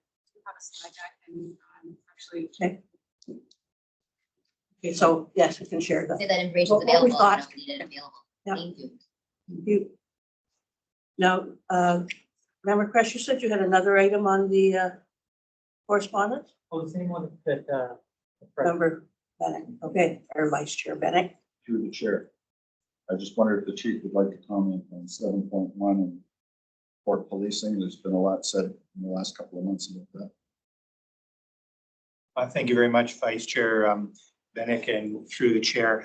I would first of all speak to this in two formats, and I will be calling on the Deputy Diodati in operations to speak to it. I would like to take the opportunity to thank publicly then Superintendent Hennick from Station 10 and now Superintendent Robin Abbott for the work and the leadership in our staffing challenges. The one thing that has absolutely demonstrated is the leadership of being able to identify members for foot patrol or core patrol in the downtown core. It's exceptional, and it's something that I will make sure that we'll work together with our team to continue that practice and wherever possible expand that. So I'd ask the deputy to expand on specifically the correspondence in 7.1. Thanks, Chief, through you, Chair. As the chief mentioned, I too want to thank Superintendent Hennick and Abbott for committing to the core project. Again, it is only a pilot at this time. We're somewhat encumbered by a collective agreement in terms of the staffing. So our downtown core, our central division, has a minimum staffing of 16 officers. So we have to make sure that we're meeting that standard before we start our shift. The pilot project started in June of 2023 and it continues on until today. Since that time, we've conducted 306 calls for service, 195 which were citizen generated, 76 arrests have been made, 56 of which were warrants being executed, 28 tickets were issued, and 232 charges were laid in that time period. I can tell you we started the pilot project working Monday to Friday, 8-hour day shifts, just to provide greater coverage with the same amount of staffing. We've since changed the schedule to 10-hour shifts on a three-week rotation. So Monday to Thursday, Tuesday to Friday, and Wednesday to Saturday. So we now have 6-day coverage. Again, unfortunately, only 10 hours of coverage during those days. So the core officers themselves, again, 2 officers, they're responsible for 2 square kilometers downtown, bordered by Hunter to Wilson and Bay to Wellington. So you can imagine 2 officers on foot with community engagement being the key. So stopping and talking to people in the core, business owners, staff people that are living in the core, to get through 2 square kilometers takes quite a long time. Hence, we hear from some of our BIAs that they're not seeing the police enough. So again, we're encouraging our officers to maybe walk a little quicker. But again, that key piece is that engagement piece, and we don't want to lose sight of that. So again, we're committed to continuing on with this pilot. If staffing does change, if there's an opportunity to expand that pilot, we will do so. working closely with Deputy Hamilton. We are looking at our mounted patrol unit as well being in the downtown core more often, as well as respecting the needs of the community throughout Hamilton, the greater Hamilton, and the BIAs and the other areas such as Conception, Dundas, etc. Thank you. Thank you very much, Deputy. The only thing I would add is that this speaks to specifically the deployment of the core foot patrol officers. That does not speak to the incredible work of our men and women of this organization that respond to calls for service throughout our city, but more importantly, in the core. Thank you. Anything else? Was Member Bennick done? Yes. Oh, okay, thank you. So I want to clarify a bit these statistics because you said them really quickly about rattle them off of the number of arrests. Can you be more, are you speaking specifically to those individuals as part of this pilot? Are those stats directly related to that? Are those related to other things that are happening downtown? Are those specifically related to just like this one block, like this is the 2 kilometers when those 2 individuals are involved? Or is it like everybody doing stuff? No, those 2 individuals. What I've heard you say, which I think is really important, is that people are feeling they're not seeing you enough, and that's a concern for them. And I want to unpack that a bit based on this letter. So what I hear based on, you have all the statistics, right? Which are helpful and I hope are being shared with all the individuals who requested the service. But what they're saying is it's not enough, that they want to see you basically constantly. And the way in which the letter is written says things like the following, right? Like, well, someone came in and did something happened, and they're looking for you to prevent, the tone in the letter to me says they're looking for you to prevent these things from occurring by having more presence. But I'm not sure that's exactly what this pilot is designed to do, nor could it ever be designed to do that. And I wanted to ask you about that specifically. Because it seems like you could react to something if you know it has happened, but that in order for you to do prevention, you literally have to stand at the door of each business as people come in, or you'd have to be present in these businesses. Like the prevention bit seems to me to be the letter's point. And I want to give you a chance to address that. Respectfully, I would disagree with the prevention piece having to be standing at the door. I think the prevention piece, and it's very difficult to measure what we are in fact preventing. But I think the fact that police are in the core, and if people know that there are police in the core and are close, that may prevent crime. If the thought is, or the perception was that police are because of staffing, because of calls for service, whatever the case might be, that there aren't any police readily available, people may be more apt to commit a crime. So that prevention piece is very difficult, and it's something that we've often struggled with. We have a crime prevention branch. And again, measuring those and having those metrics in place to be able to say what crimes have we prevented. So yes, it does speak to that perception of feeling safe, but I also think that there is truly something that is tangible that prevents crime by having police in the downtown core. And just to say that I think is somewhat anecdotal. We don't have data from this pilot saying, based on individuals creating crime, saying, well, you know, I was going to commit a crime at 2, and then I saw you guys coming, so I waited until 5. Like we don't have data like that.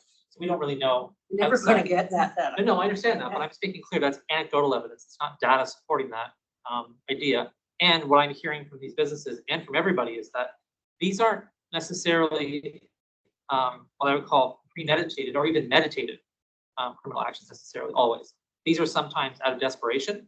These are sometimes acts that can happen randomly. They're things that are happening without a cognizant thought necessarily of policing, right? That's the anecdotal evidence I'm hearing. So I want to be really clear about that what the letter is saying is, look, we could have more, if we could have more police officers present, this would change the outcome. I'm just saying, like, that may not change the outcome based on what the services that they're requiring are. And that's all I want to say today, just to make it clear that what's being asked for may not be achievable ever.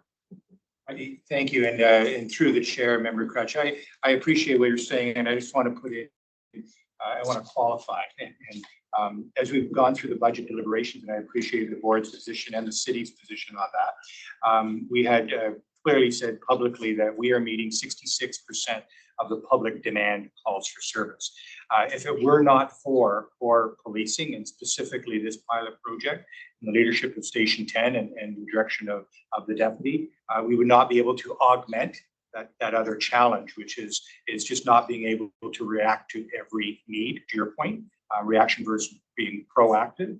And the only other thing that we must not forget, and we must thank our now 9 community partners who work every day within all of the city on the rapid intervention support team and the incredible challenges they are within homelessness, harm reduction, poverty, mental illness.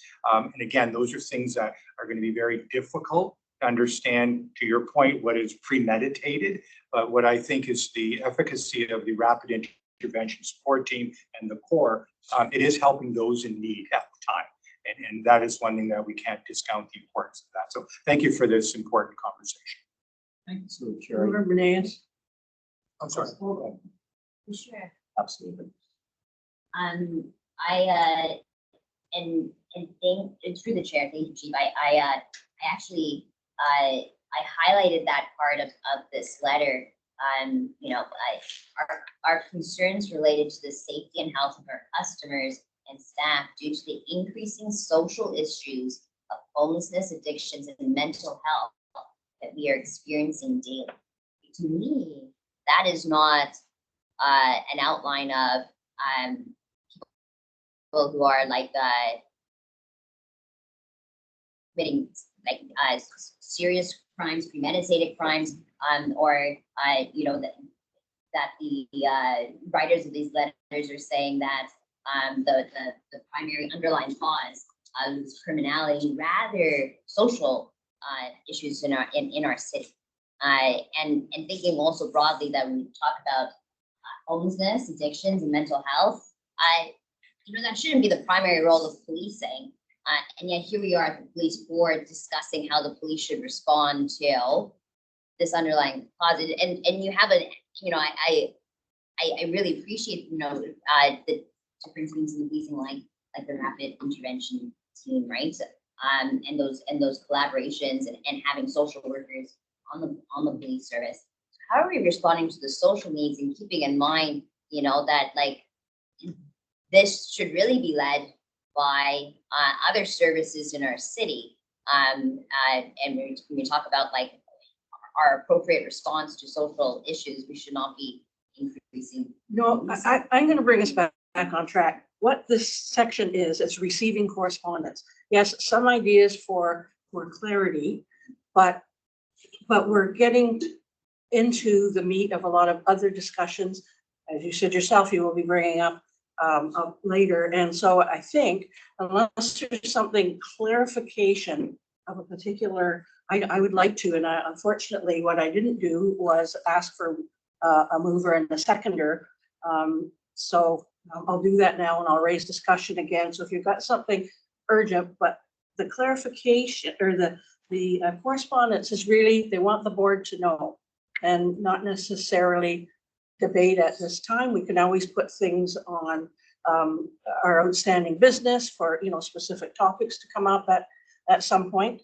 But I would like to, just to keep us moving, and I'll ask for discussion again, but can I have a mover and a seconder, which I should have done at the beginning of this. So moved by Member Elms, second by Vice Chair Benick. Now, discussion. Is there any further discussion on correspondence? Thank you. A shorter clarifying question. Thank you. For me as a new board member, and thank you for clarifying that part, Chair. When members of our community write in with their concerns, when do we discuss, or how can we conceptualize how we as a board here will discuss, put into context, and respond to concerns raised in written delegations? Because if we're just asking clarifying questions, where's our accountability of what we're going to do next? And maybe that is something that we should be taking up in the governance committee, or something that we can put on our outstanding agenda. But to feedback to our community of, okay, we're going to add this to our discussion agenda in this many months. just so we're all Member Elms? Thank you, Chair. If I may provide just a little bit of context, because I was at that meeting as required. What this letter is a result of coming to that meeting and expressing their frustrations. And what they asked for is the action, the trial that was put out. They had had other meetings with which they were not particularly happy and didn't get the answer they wanted, so they delegated, they came, they asked, and this is the response, and they followed it up with this letter. I think that's the context of this. I don't think we need to go around it again unless the chief wants to add to the pilot. It's still a pilot, or it's still a trial or whatever. It's on everybody's mind. And we actually do have an outstanding, on the outstanding business list about how we're going to deal with that. You got it right I there. thought that was for delegations on that's down. in- Oh, we've got a whole list of things that we need to address, and I'm pretty sure it was to explain how things are triaged. I mean, because there's a concern about fact checking. There's a lot of other issues around it. We can't put identifying information. So there's a lot of it that is on our outstanding business list that will be coming back to the board. And I think, again, all of those things are going to be part of this review we're doing in the next month. So, Chief? Thank you very much, Chair, and I will ask that Deputy Diodati speaks to this further. And again, through you, Chair, just coming back to Member Crutch's question, just one other piece to it that I wanted to add. In September of 2023, working through the BIA, the International BIA and the Downtown BIA, we did send out a survey to approximately 100 businesses. So we have received the results of that. So we're going to be looking at that. We're working with Manager Nitrate, and then again, following up with a similar survey in a year from then. So again, September of 2024, just seeing again what the responses are, and as well as obviously the statistics. So a year to date in the correspondence in terms of was there a significant or an impact on the statistics in terms of, at least for the crimes that are being committed down there. And as well, to get back to you, member, as well, in terms of what I spoke to about the engagement piece with those two core officers. If we are dealing with homelessness, eviction issues, part of their mandate is then to refer them to, whether it be RISC, whether it be our social navigator. So it doesn't always mean it's an arrest.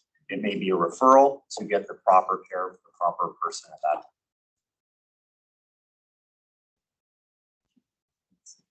And actually, if you look under 8.7, there's a list of correspondence and all of the things that we've asked for a report back.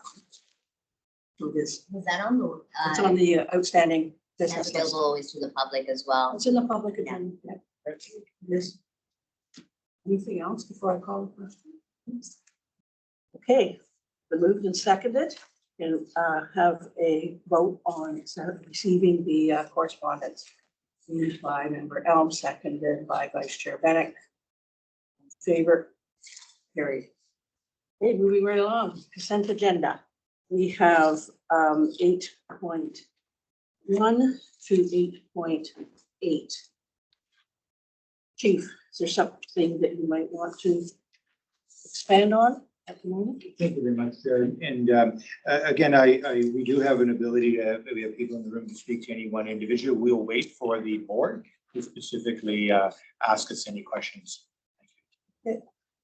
Okay, board members.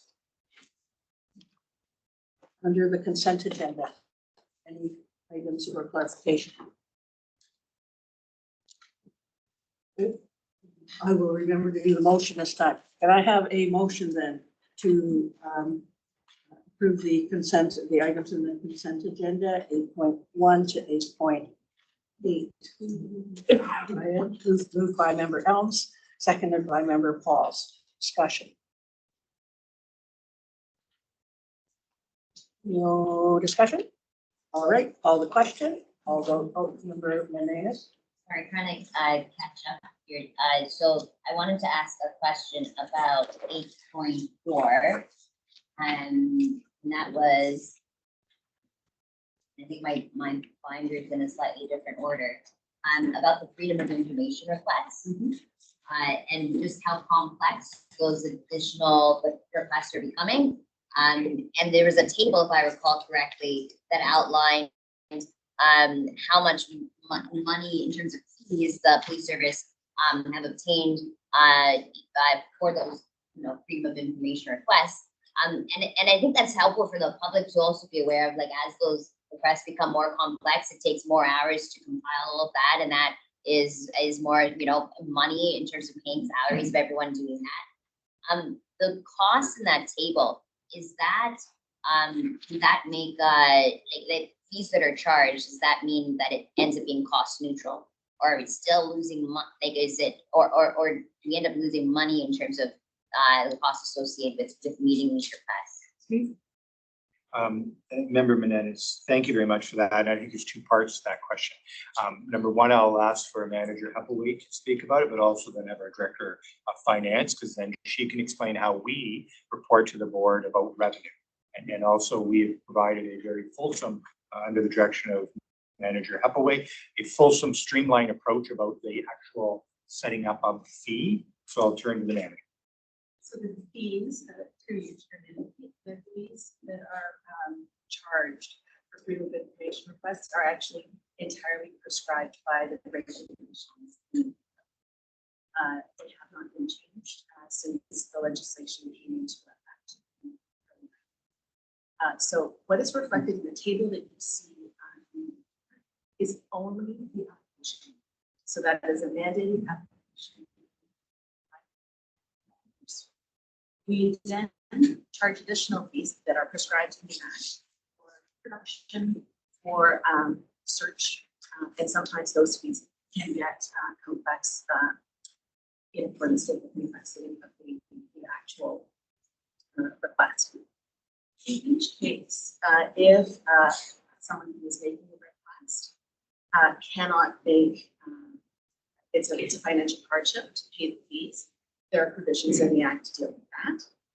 Also, there are provisions within the Act for them to appeal the fee with the information and privacy. Our more detailed report than what the board receives actually goes to the information by the end of February each year. So that you'll notice that in our fees, it doesn't correspond. So if you divided the 1,400, it doesn't equal us charging $5 for each of those. In some cases, people and say that they can't afford the $5 fee. We do have the latitude within the Act to pay the fee. And also sometimes people will put in a request and then add justification or put in another request a few weeks later.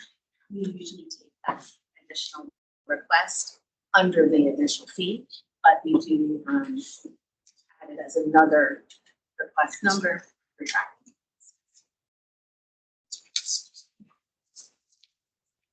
Member Menendez, any follow-up? No, I just, could we get, it is the end of Feb, could we get that report, or it's available somewhere that we could access? So it will be published on the Information and Privacy Commission's website, so that's IPC.org. And I don't believe that it's out yet because not all institutions that are named in get them in as early as. Thank you. Any other comments or questions? Okay, we moved and seconded. The motion is to approve the consent agenda. All in favor? Carried. Moving along, the next item on the agenda, a couple of recommendations. 9.1 is a vendor name correction.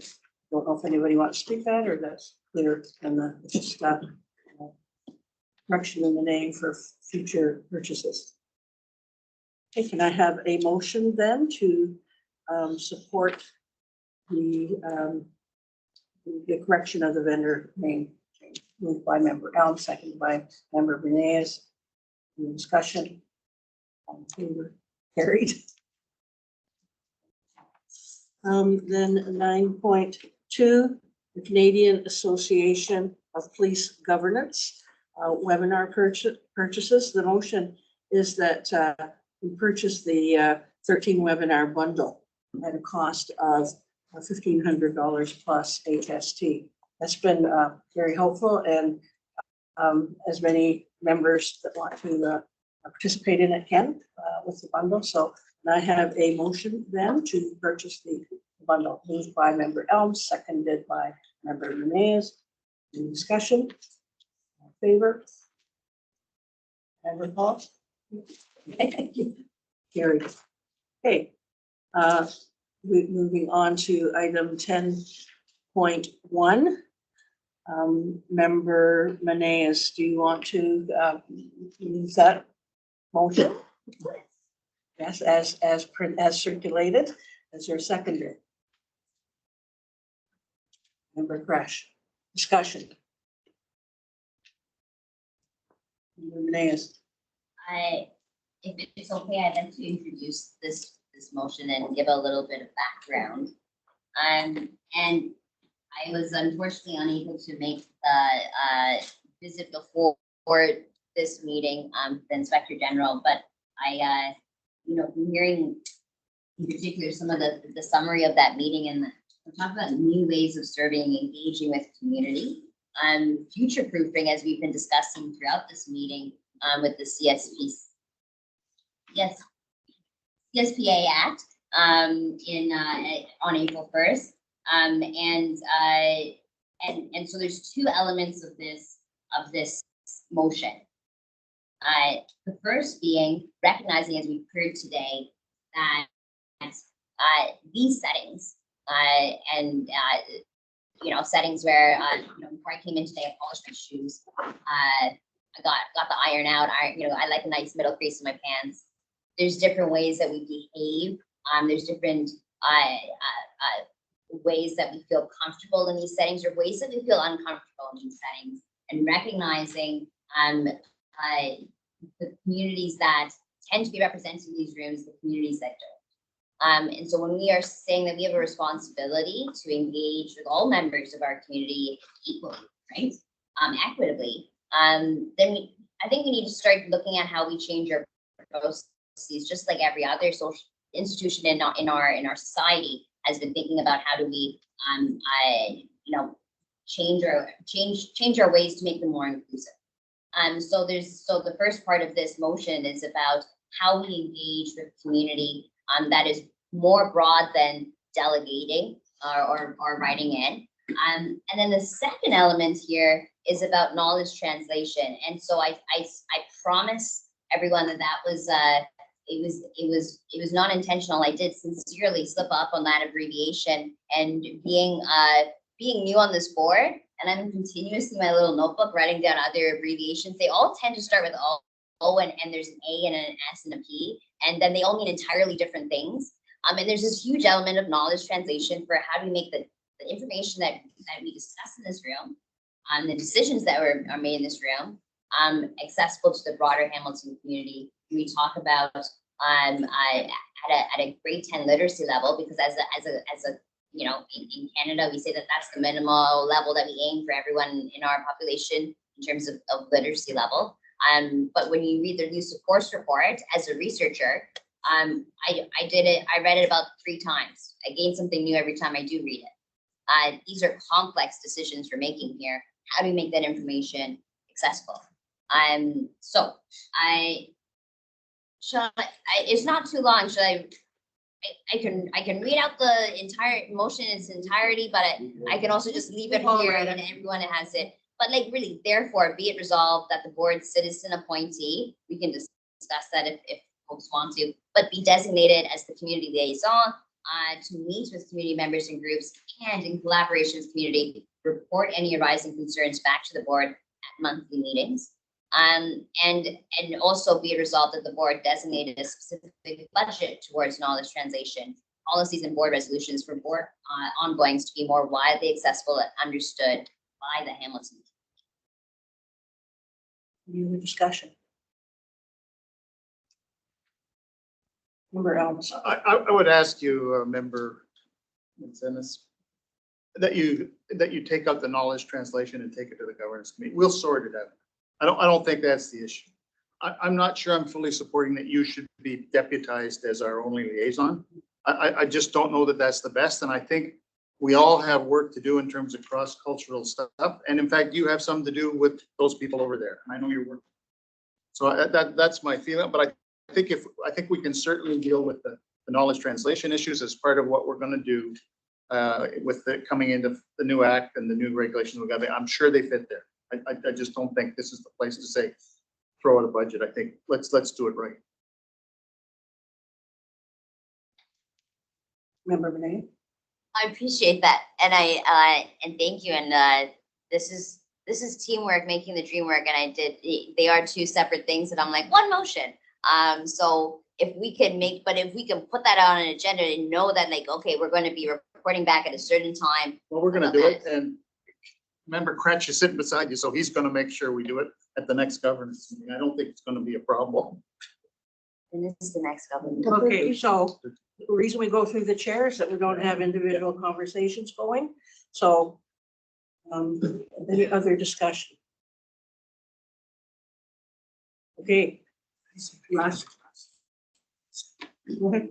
So I appreciate your comments about me saying that the citizen appointee and I shall represent all communities, and that is actually a very broad stroke.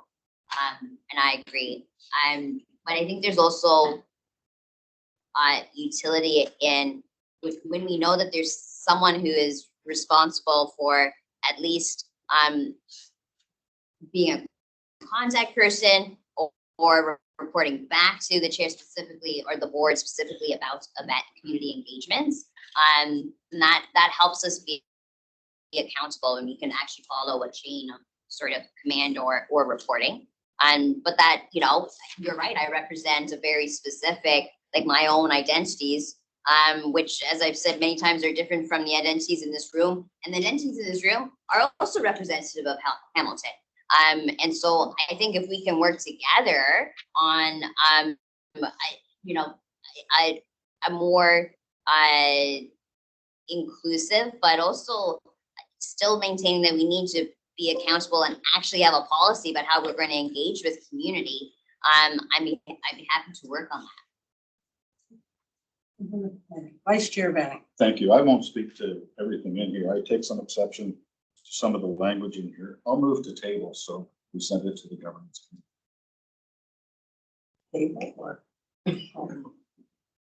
Table. Yeah, just table it. Send it to the government. Okay, so I have a motion to table it and send it to governance. Is there a second? Where's my Robert rules? You have to agree to that, actually. I agree. I was going to be a vote then. No, you just agree to take it to that process and then that's what. Well, thank you. I appreciate this teamwork, folks. Thank you. So I'll make sure we're doing it right. That's right, so table and so move to The governance. entire motion. Right. We need to vote on that? We don't need to, is that what? We should vote on it. Vote to table. The table, yep. Okay, vote to table. I second that. Okay, moved and seconded.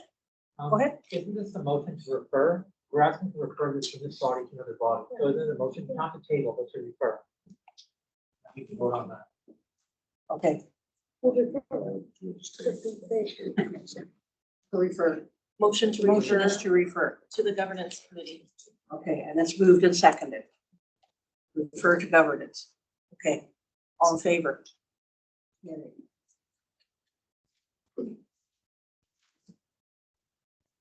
Okay, next item, budgetary reporting from the Hamilton Police Services Board. 10.2. It was moved by member Kretsch and seconded by member Menes and circulated. Member Kretsch, do you want to say anything? Sure. We all have it in front of us. None of this is new information.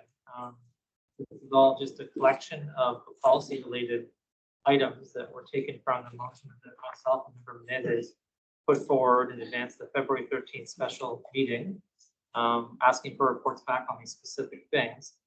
Part of it was, and I regret that she's not here, but member Horvath had said, that she was going to look into doing something like this and getting those policy bits out so we could have reports back on. I'm aware that some of this information is reported back on over the course of time, so forth and so on. We have a little schedule, but I've never seen these very specific things reported back on, which is why I asked about these specific things. They're quite detailed, so with the intention of trying to be specific about what it is we're looking for answers about. It's not to duplicate other work or things like that. Not to sit and pick apart anything here. Again, we've all looked at this, people have questions about it, people want to amend the language, people think the timeline's too aggressive, like whatever. That's what our job is here at the board to do, is to take these motions, consider them, potentially amend them to make them better, and then hopefully pass them on. If people think that we ought to wait for Member Horvath to be here since she won, like we could table to the next meeting. I don't have a feeling about that either way, to be honest with you, but I remain open to whatever suggestions people have. My seconder is Member Menezes. No, seconder is Member Menezes, but it's. Yes. If I might, Member Critch, why don't we just ask the chief? Can he answer these and give us a rough timeline, and then we'll take it back till Member Horvath is here. We'll have more information. I'm fine with that because I was mentioned. I'm not in this version, I guess, but I was mentioned, and I agree with that. We'll have policy ones. I didn't necessarily mean that we were going to take 4 key elements out of the last motion, call it policy, and bring it back. But I think, like, I haven't seen anything here that the chief won't try to answer. The first one may be very, very difficult because it's a very complex question, but we'll find out how complex. But if he's willing to do it, then let's wait till he can get some information together for the next meeting, or whenever it gives a report how long it will take to put it on the OBL if we need to, or we wait till the mayor is back. I think you're right. I think it was good. She wanted to have some, be able to speak on it and had some ideas on it. Let's just do the ideas on it. Because really we're aiming at a long-term solution here. Like we've dealt with it for this year. Yeah, I'm happy to simply table to our next meeting to allow the mayor to be here to make any comments. We can save the discussion for that. Member Pauls? I just, Code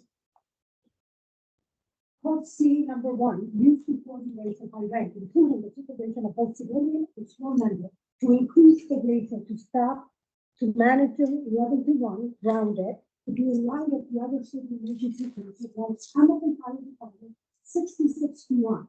And is that what it is, or is it their mistake? Can anybody? Since I wrote it, I'll just say But I- briefly, I copied it right into the city's document. That's I think he can get the answer. The chief can certainly give a report on. The fact is, the chief deals with 5 or 6 ranks. The fire department deals with 1. I just wanted to. So, I know. but that's just the way they're organized. Right. The chief could give you that. It is reported at the next meeting. I have no doubt. Can I make a suggestion?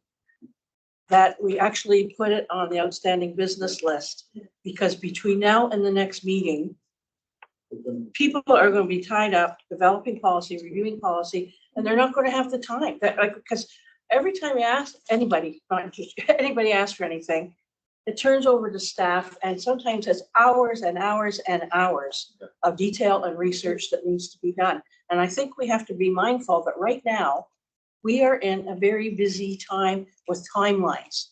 So I'm not saying that the information won't come through, and it does come through in many different reports and will, but I would like to see it move to the outstanding business list so that we can deal with our priorities that we have to have. And if there is opportunity during that time to bring forward some of the information that requested, then fine, but I don't want to put it on top of all of the other things that are being done for the next meeting. So that's my vice chair. Through the chair, I'm okay if the answers can be generated in 20 minutes or so, but we can't have it both ways. We can't cut the budget, cut staff, and at the same time have staff do all kinds of extra work when the people who do the extra work actually have a regular job that they have to do as well. So if it's a 10-minute answer to these things, which I think I could give a 10-minute answer, fine. But otherwise, a bit of an issue. Member Fresh. And we're in a procedural soup at the moment. So what's happening is the motion actually deals with your concern by suggesting a timeline. So there's actually a timeline in the motion.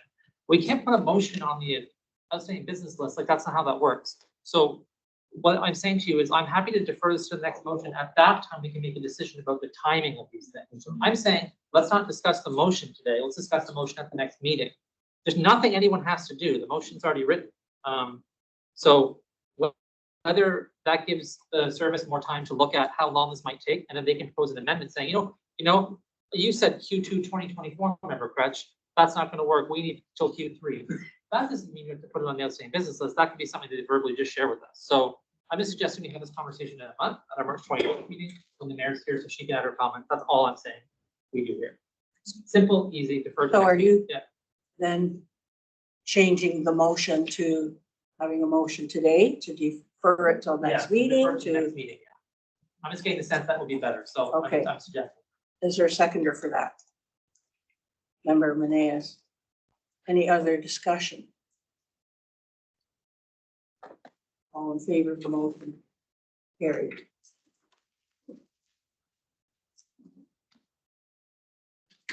Okay.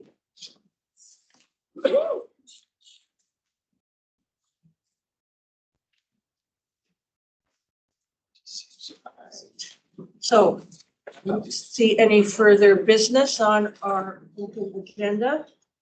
So I need to get a motion for the board to move into closed session for the purpose of considering confidential items pertaining to legal and personnel matters in accordance with section 35(4) of the Police Services Act.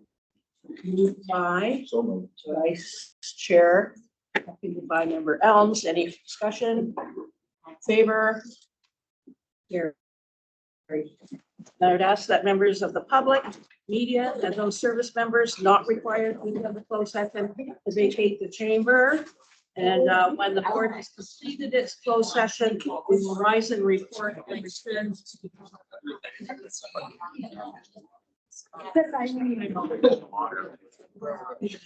Explain to everybody how that maybe we will not.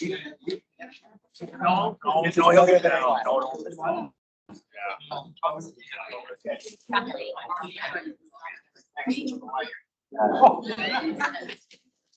Yeah. Oh, yeah. This was-